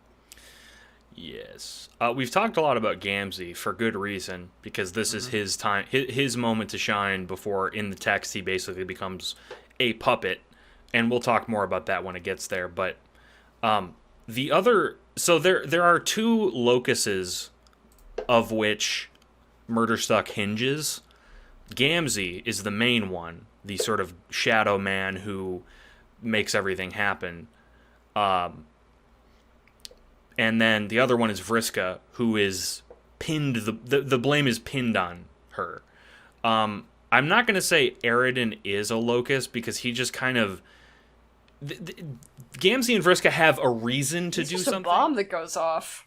Yeah, he's a bomb that goes off. He would have fucking done this of any provocation. He's been waiting for this. This is a Tuesday. Yes, he is. To Aridin. He's killed parents before and shown no remorse, unlike Vriska, who has killed people and shown a little bit of remorse. But let's talk about Vriska. She starts to become mildly class conscious. I would say yes, and she gets punished for it. Vriska is really trying to justify her own existence because she can't accept that she can exist unconditionally, like exist as a person who is loved unconditionally, exist as someone's friend unconditionally. She just can't accept that that is a kind of existence that she could have. And the thing is, in Homestuck, she's right. That's what's fucked up, because in Homestuck, in narrative, in the mythology that Skaya and Lord English is crafting, yes, she's right, and that sucks for her. Even in the retcon, when she is brought back to life conditionally, because the story needs her. Anyway, continue. fuck? Right. It's not allowed to just be Terezi needs her back because she loves her. It's we need you back because you are going to girl boss the best, and you have to be the atlas upon which this whole world is carried, except for she's not, because Gamzee also. These two characters are in the same situation, which is like why I think they I think that like that's the thing is like again there's a lot of these characters where they are trapped within these roles that they're assigned by a manipulative narrative, and like again I think that it's very important that you establish that one, this is a thing that's happening, two, it's not a good thing, and three, there is a way out of it. It's just that they have to like recognize it and work toward it, and like Vriska's not at that point right now. Like I think that we will have some stuff to say on that when we come into like the other version of Vriska that does have a little bit more like self-awareness, and like how we handle Vriska with the retcon, which I take some issue with how Homestuck handled her as a character, and like to get to the point where the characters realize that they're not trapped by this framework, and that there is another way, rather than again not living within the framework as comfortably as possible, but you know, taking the revolutionary stance that the framework can be dismantled. And Vriska is a big part of that, because like she's so wrapped up in narrative expectations and wanting to be a part of that, and like it's something that is incredibly harmful to her, just like Gamzee, just like Rose, just like Jade, just like every single fucking character in this. And like to show these characters like growing awareness of that as we go on, and then like growing dissatisfaction with that and willingness to fight against it, rather than like accepting it, because accepting it leads to some form of self-destruction. And then we see that with Vriska in post-canon, where, you know, even when she comes back, she's this like, you know, she's like a shadow self, where she's just like all of the stereotypes of the worst version of Vriska writ large, and nothing Vriska else. Flanders. Vriska, right. That sucks, yeah. I also want to point out something that I don't think gets discussed in Vriska analysis a lot, which is she caused Bec Noir to happen, which only Tavros really punishes her for, because Terezi doesn't care about that. She's just saying, like, you've done some bad things, and you're probably going to go do some more bad things, so I have to kill you now. Not, you made this whole situation. With both Tavros and Terezi, they know if Vriska goes to fight Bec Noir, she's going to lead him back to them, so they're fighting for their lives, also. Like, it's a choice they have to make for survival. I think with Tavros, he does it explicitly because he finds out that Vriska made. I don't think she has a plan when it's him. No, she makes him knowing she's going to go fight him. She states like that's what she wants to do. No, you're right. That's actually something I think ties very well into the whole idea that there is an inevitability within the narrative that's this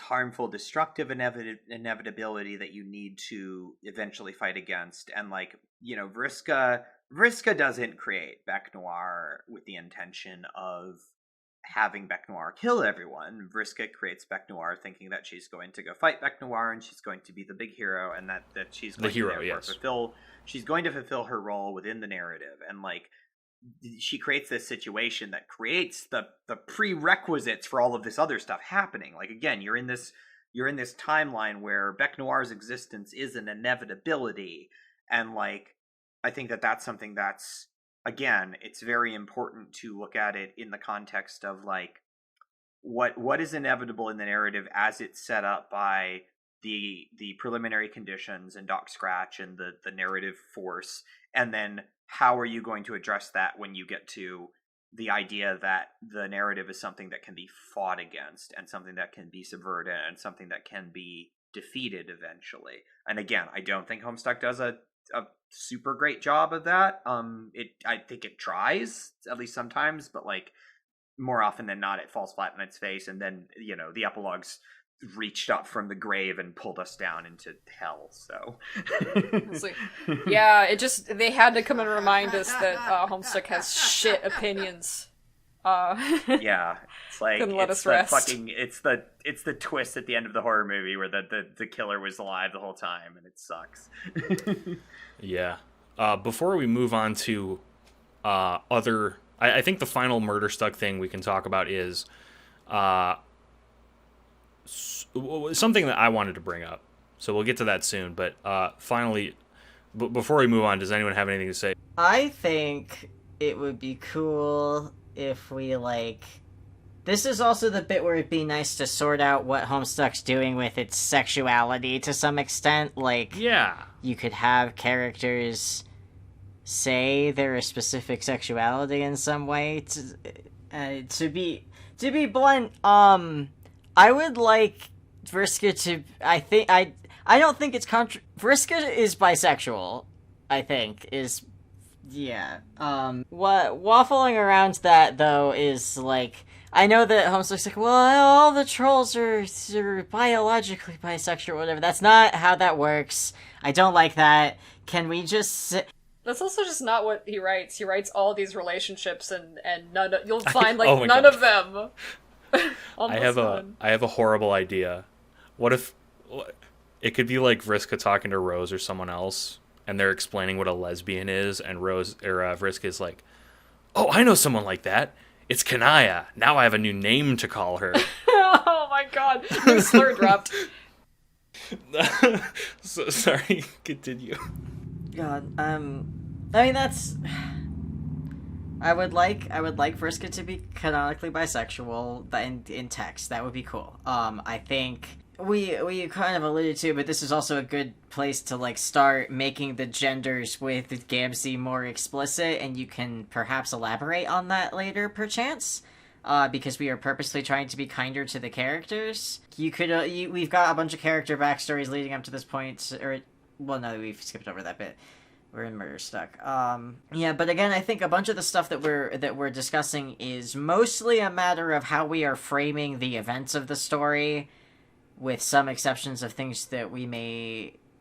small things we may change. And we're also still somewhat in the territory of, like, setting things up for later, particularly, like, if you're going to have the roof showdown that ends in a pale moment, then you can fucking stick to it, maybe, instead of collapsing under the weight of your own implications.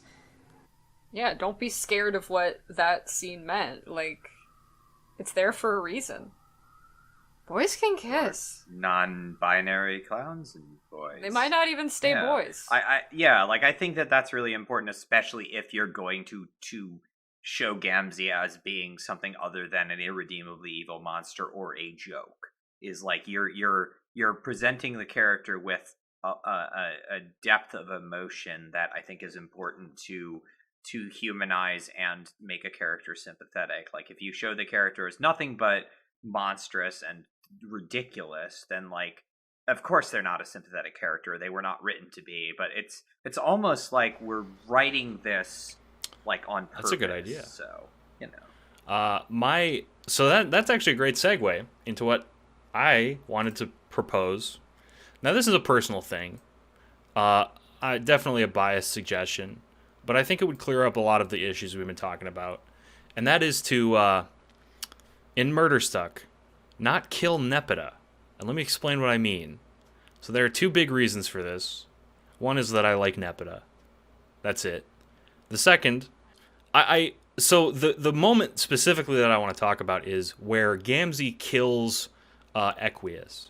And I think it's important that he does kill Equius because Equius has been sort of weird to Gamzee up until now, and Equius also has a sense of justice to the point where he would be like, no, if someone's murdering people, I should probably step in because I'm really strong. But then... Yeah, that's a good point. Maybe Gamzee doesn't kill Nepeta, because why would he? I also agree really? that Nepeta Like, should live.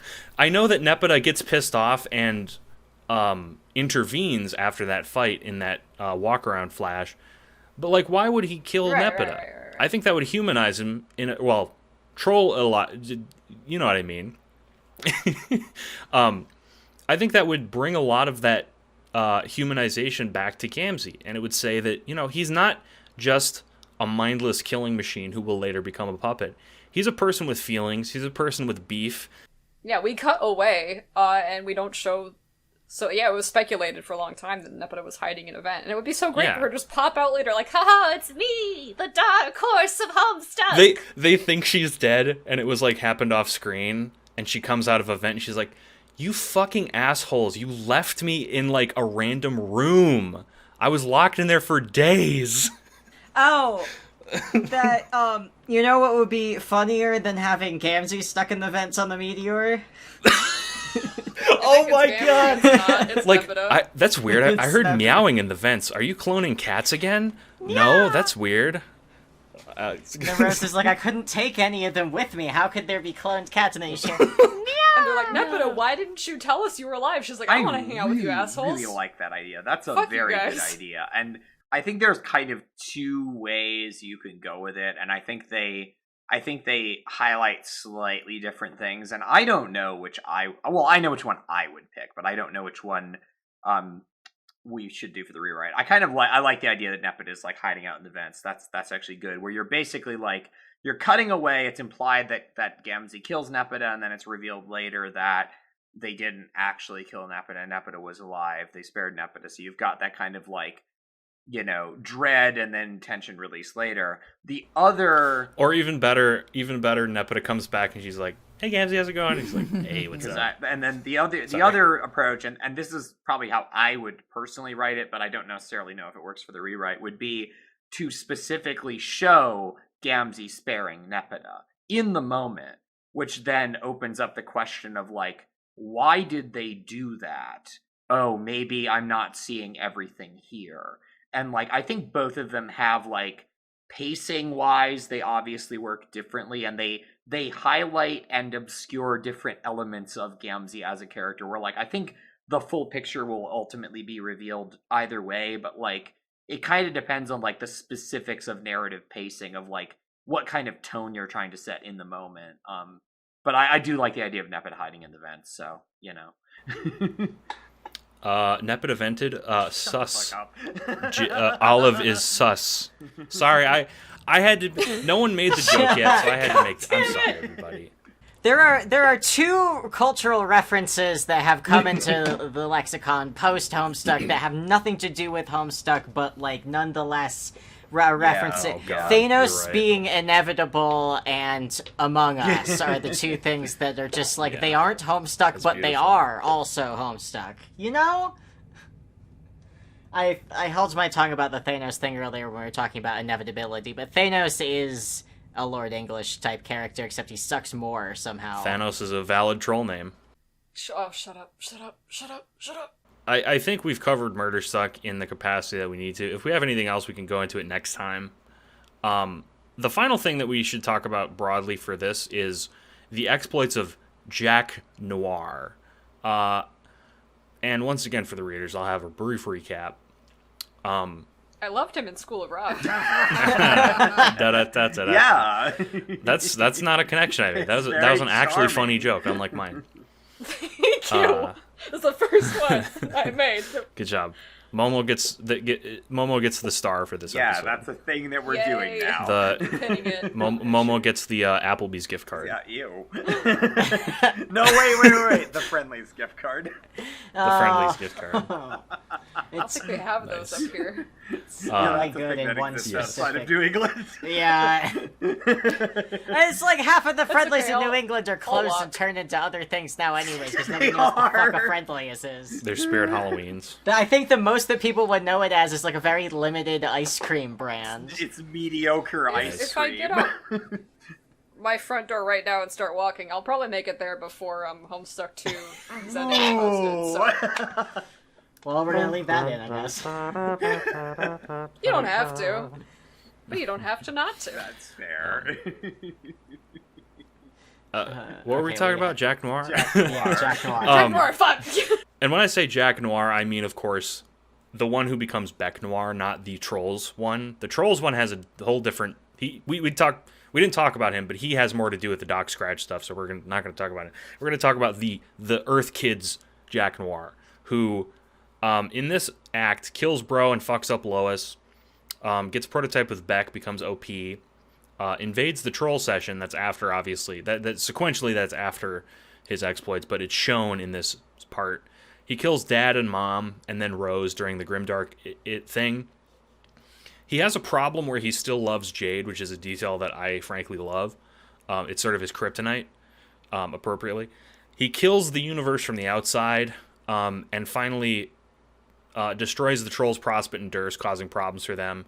And he invades the Exiles quest as well, and fucks them up, leaving only the Wayward Vagabond as a survivor and Peregrine Mendicant with the ring to fight him.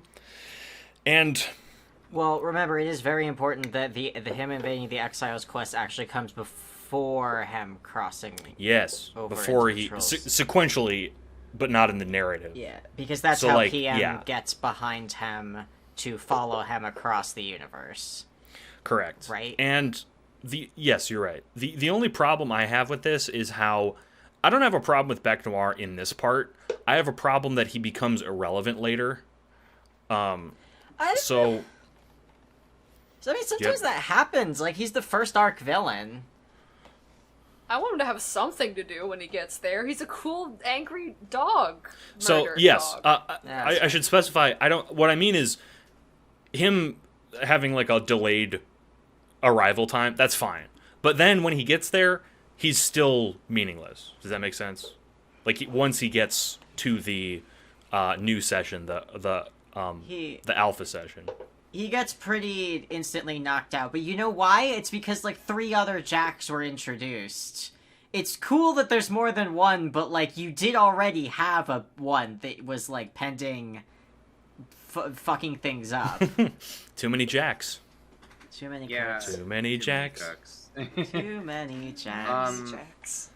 Takes a lot to Kill a man. kill a man. I like Jack Noir. I like Bec Noir a lot. I think that they're a really interesting villain. They're very, very menacing, which I really like. Very good villain. I wouldn't actually change much of anything with this. There's 2 things that I think I would probably tweak. One is, and this isn't necessarily this specific thing, but maybe get rid of one or 2 of the extra Jacks. Like maybe consolidate them in like later on, yeah. Like maybe consolidate the Jacks a little bit because I think that would keep the focus more on like we already have a number of villains. Like we don't necessarily need to have like friggin' like 20 of them. That's or minimize their role in the narrative or something like that. The other thing is I think I really love the detail that Bec Noir still cares about Jade in like this very instinctual way that becomes important later. And consciously he hates it, but like I think that I would make sure to emphasize that because I think it also really ties into this idea that we're going to introduce where Jade is the kind of like the heart of the group where, she represents their hope for the future and this like built-in sort of like it's this built-in weakness to one of the most formidable villains in the whole existence of this thing where and the weakness is based on caring about somebody. Like I think that that's really interesting and like this the villains in the narrative are like antithetical to that and Jade represents the counter to that, represents the existence of hope for the future and hope for something that's outside of the narrative framework that they're put in. So I think that maybe even like highlighting that a little more. I think it's pretty well established, but like to make sure that that's something that's pointed out. I'm so sorry, this is jumping ahead so much, but I got this very funny idea. What if, Jade lands, and she's dog tier. So Vriska is thinking, I'm gonna put, Jade to sleep when she's Grimbark. But she can't, because Jade's part dog. You solve Grimbark some other way, You have an actual reason and instead then, of it like- being mind control, you mean? Yeah, I don't love that as a Right. We solve Grimbark some other way, and I'm so sorry that I'm so far ahead. Not that far ahead. And then, like, you know, you can take the load of the world off of Vriska's shoulders, because that needs to stop. Let her chill, and then Jade can kind of step in and, like, get everyone riled up after she finds her own way out of the Grimbarking, which maybe you can do with, like, in the dream space with Calliope. Yeah, Sorry, but yeah, I that's really all. do like the idea like of that. Jade being the one that finds the way out of Grimbark.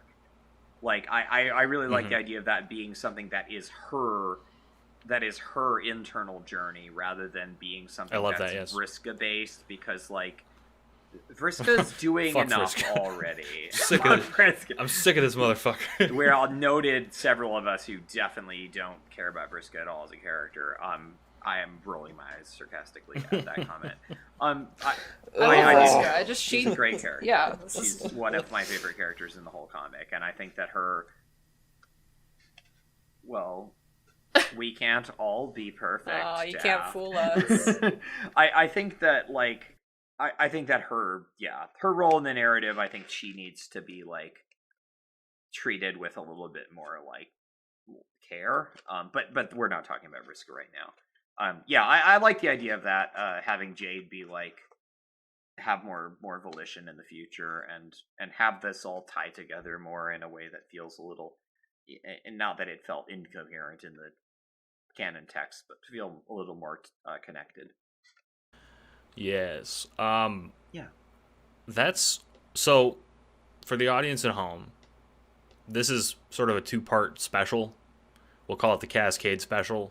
I don't know if I'll remember that, but that's what it is from here until I forget. And so this is part 1. If there's something we haven't talked about conspicuously, it'll probably show up next time. Next time is going to be more focused on character stuff. That's why we've neglected talking about anyone but really Gamzee and Vriska in depth, or now Jade. And yeah, I don't know. We've been reading your comments on YouTube. Some of them are terrible, and you should be ashamed of yourselves. Yeah. Some of them are actually pretty good, and in depth, and I like that. Oh, my Most cats are of fighting. them are good. Most of For them the are record. good. Yeah, we've had a Yeah, couple most of them are of good. real stinkers, but most of them have actually been quite insightful. A Even lot the of, ones we don't necessarily agree with. A lot of why does June have to be trans? I'm so mad. There's already Roxy, as if there can't be 2 trans characters in a There war. can only be got bad one news for you, buddy. trans character. Don't you understand? That's how that works. It's called tokenism, folks. Yeah, You're only allowed to have one. Don't be reactionary. Like, let progressive, like, things be done with art, especially in a hypothetical Yeah, like, situation we're- like this one. We are, in spite of our best efforts and most ardent desires, not able to destroy canon Homestuck from existence. Like, it will continue to exist Correct. on Homestuck.com and in the Homestuck unofficial collection. Well, Not on Homestuck.com. It'll- It's, It will exist. in In some quotes. That horse is out of that form. Like, you somewhere. maybe we are getting our Oh, wish. God. Ooh. Well, Maybe you shouldn't mess with us. Perhaps. yeah, that was me personally. I caused everything Yeah. that was post canon to happen. I did that. I'm sorry. I got the 5 Infinity Yeah. Gauntlets and snapped my Yeah, fingers. yeah, and JoJo also did that, which really didn't Didn't help. help at all. Yeah. Yeah, like, you could still engage with canon Homestuck however you want to. It's just we don't want to engage with it in a way that makes us feel bad. So, Yeah, fuck that. fuck off. The final thing I want to say is a couple people have asked, what form will this actual rewrite take? Like, once we're done with the podcast, what will the actual rewrite look like? My answer for now is I don't fucking know. I'm sorry. I wish I did. The soft answer is I'll probably have a website where it'll go up. There will be mirrors to, like, AO3 and YouTube. We'll probably do an audio fic as well, just in the spirit of podcasting. But that is not going to be for a while because we have all of Act 6 to cover, which is so we're probably at, I say very optimistically, the halfway point. It's probably more like the 1/3 way point, just because Act 6 is such a fucking beast, and there's so many goddamn characters. That's the thing about Act 6. That's how it gets you. Story Makes full you of read, sound and carry you know. signifying nothing. Yes. But that's the answer to that question. I'll have more concrete stuff as we go. Yeah, everyone fucking cool. Yeah, We and then I have dab. giant- I don't I have lied. any- Unite you guys have Secret anything League else? is good. Vriska We have should gigantic die brains, and go to that's all. hell. Yeah. Yes, we no. do. No, Oh we god, don't. we're being We don't think canceled that. right now. We don't think that. I hear this. Do you guys hear that? It's the sound of a million teenagers typing onto Twitter. You have a very optimistic view of the current day Homestuck fandom, JoJo. You can't get me if I don't log on. I think I do. I think it's because I've pulled back so much since my Vriska mentory days that now I only see people who I That's enjoy fair. talking to about this. So when I run into someone who's genuinely like, I don't like June, I'm like, what? God, What? yeah, there's some Shut up. gross. There's some It's gross alarming. stuff out there I just don't like at all. That's fine. To me, there's like 12 people in the Homestuck Yeah, that's fandom. fair. I only know half Yeah. of them. I am just sitting on the bench of the Homestuck fandom from all times, just That's yelling true. in. I'm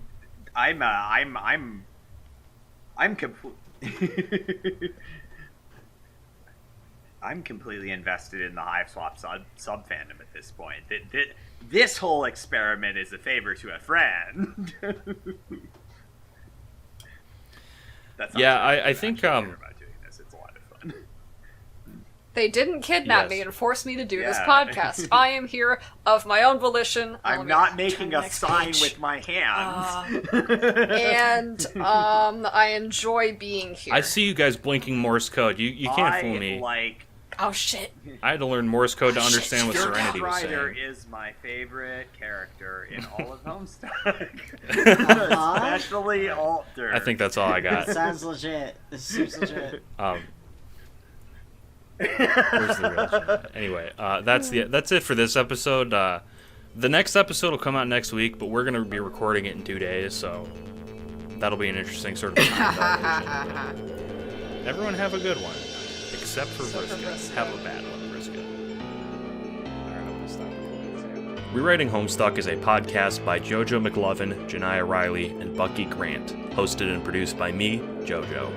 Please follow the links in the description to each collaborator's Twitter and subscribe on YouTube. I'd like to thank my patrons for this month: Pyrate, Zipperozic, Kaleidoscope Mediator, Luna Skywalker Tucker, and Jojro. My Patreon can be found at patreon.com/funkmclovin. Have a great day.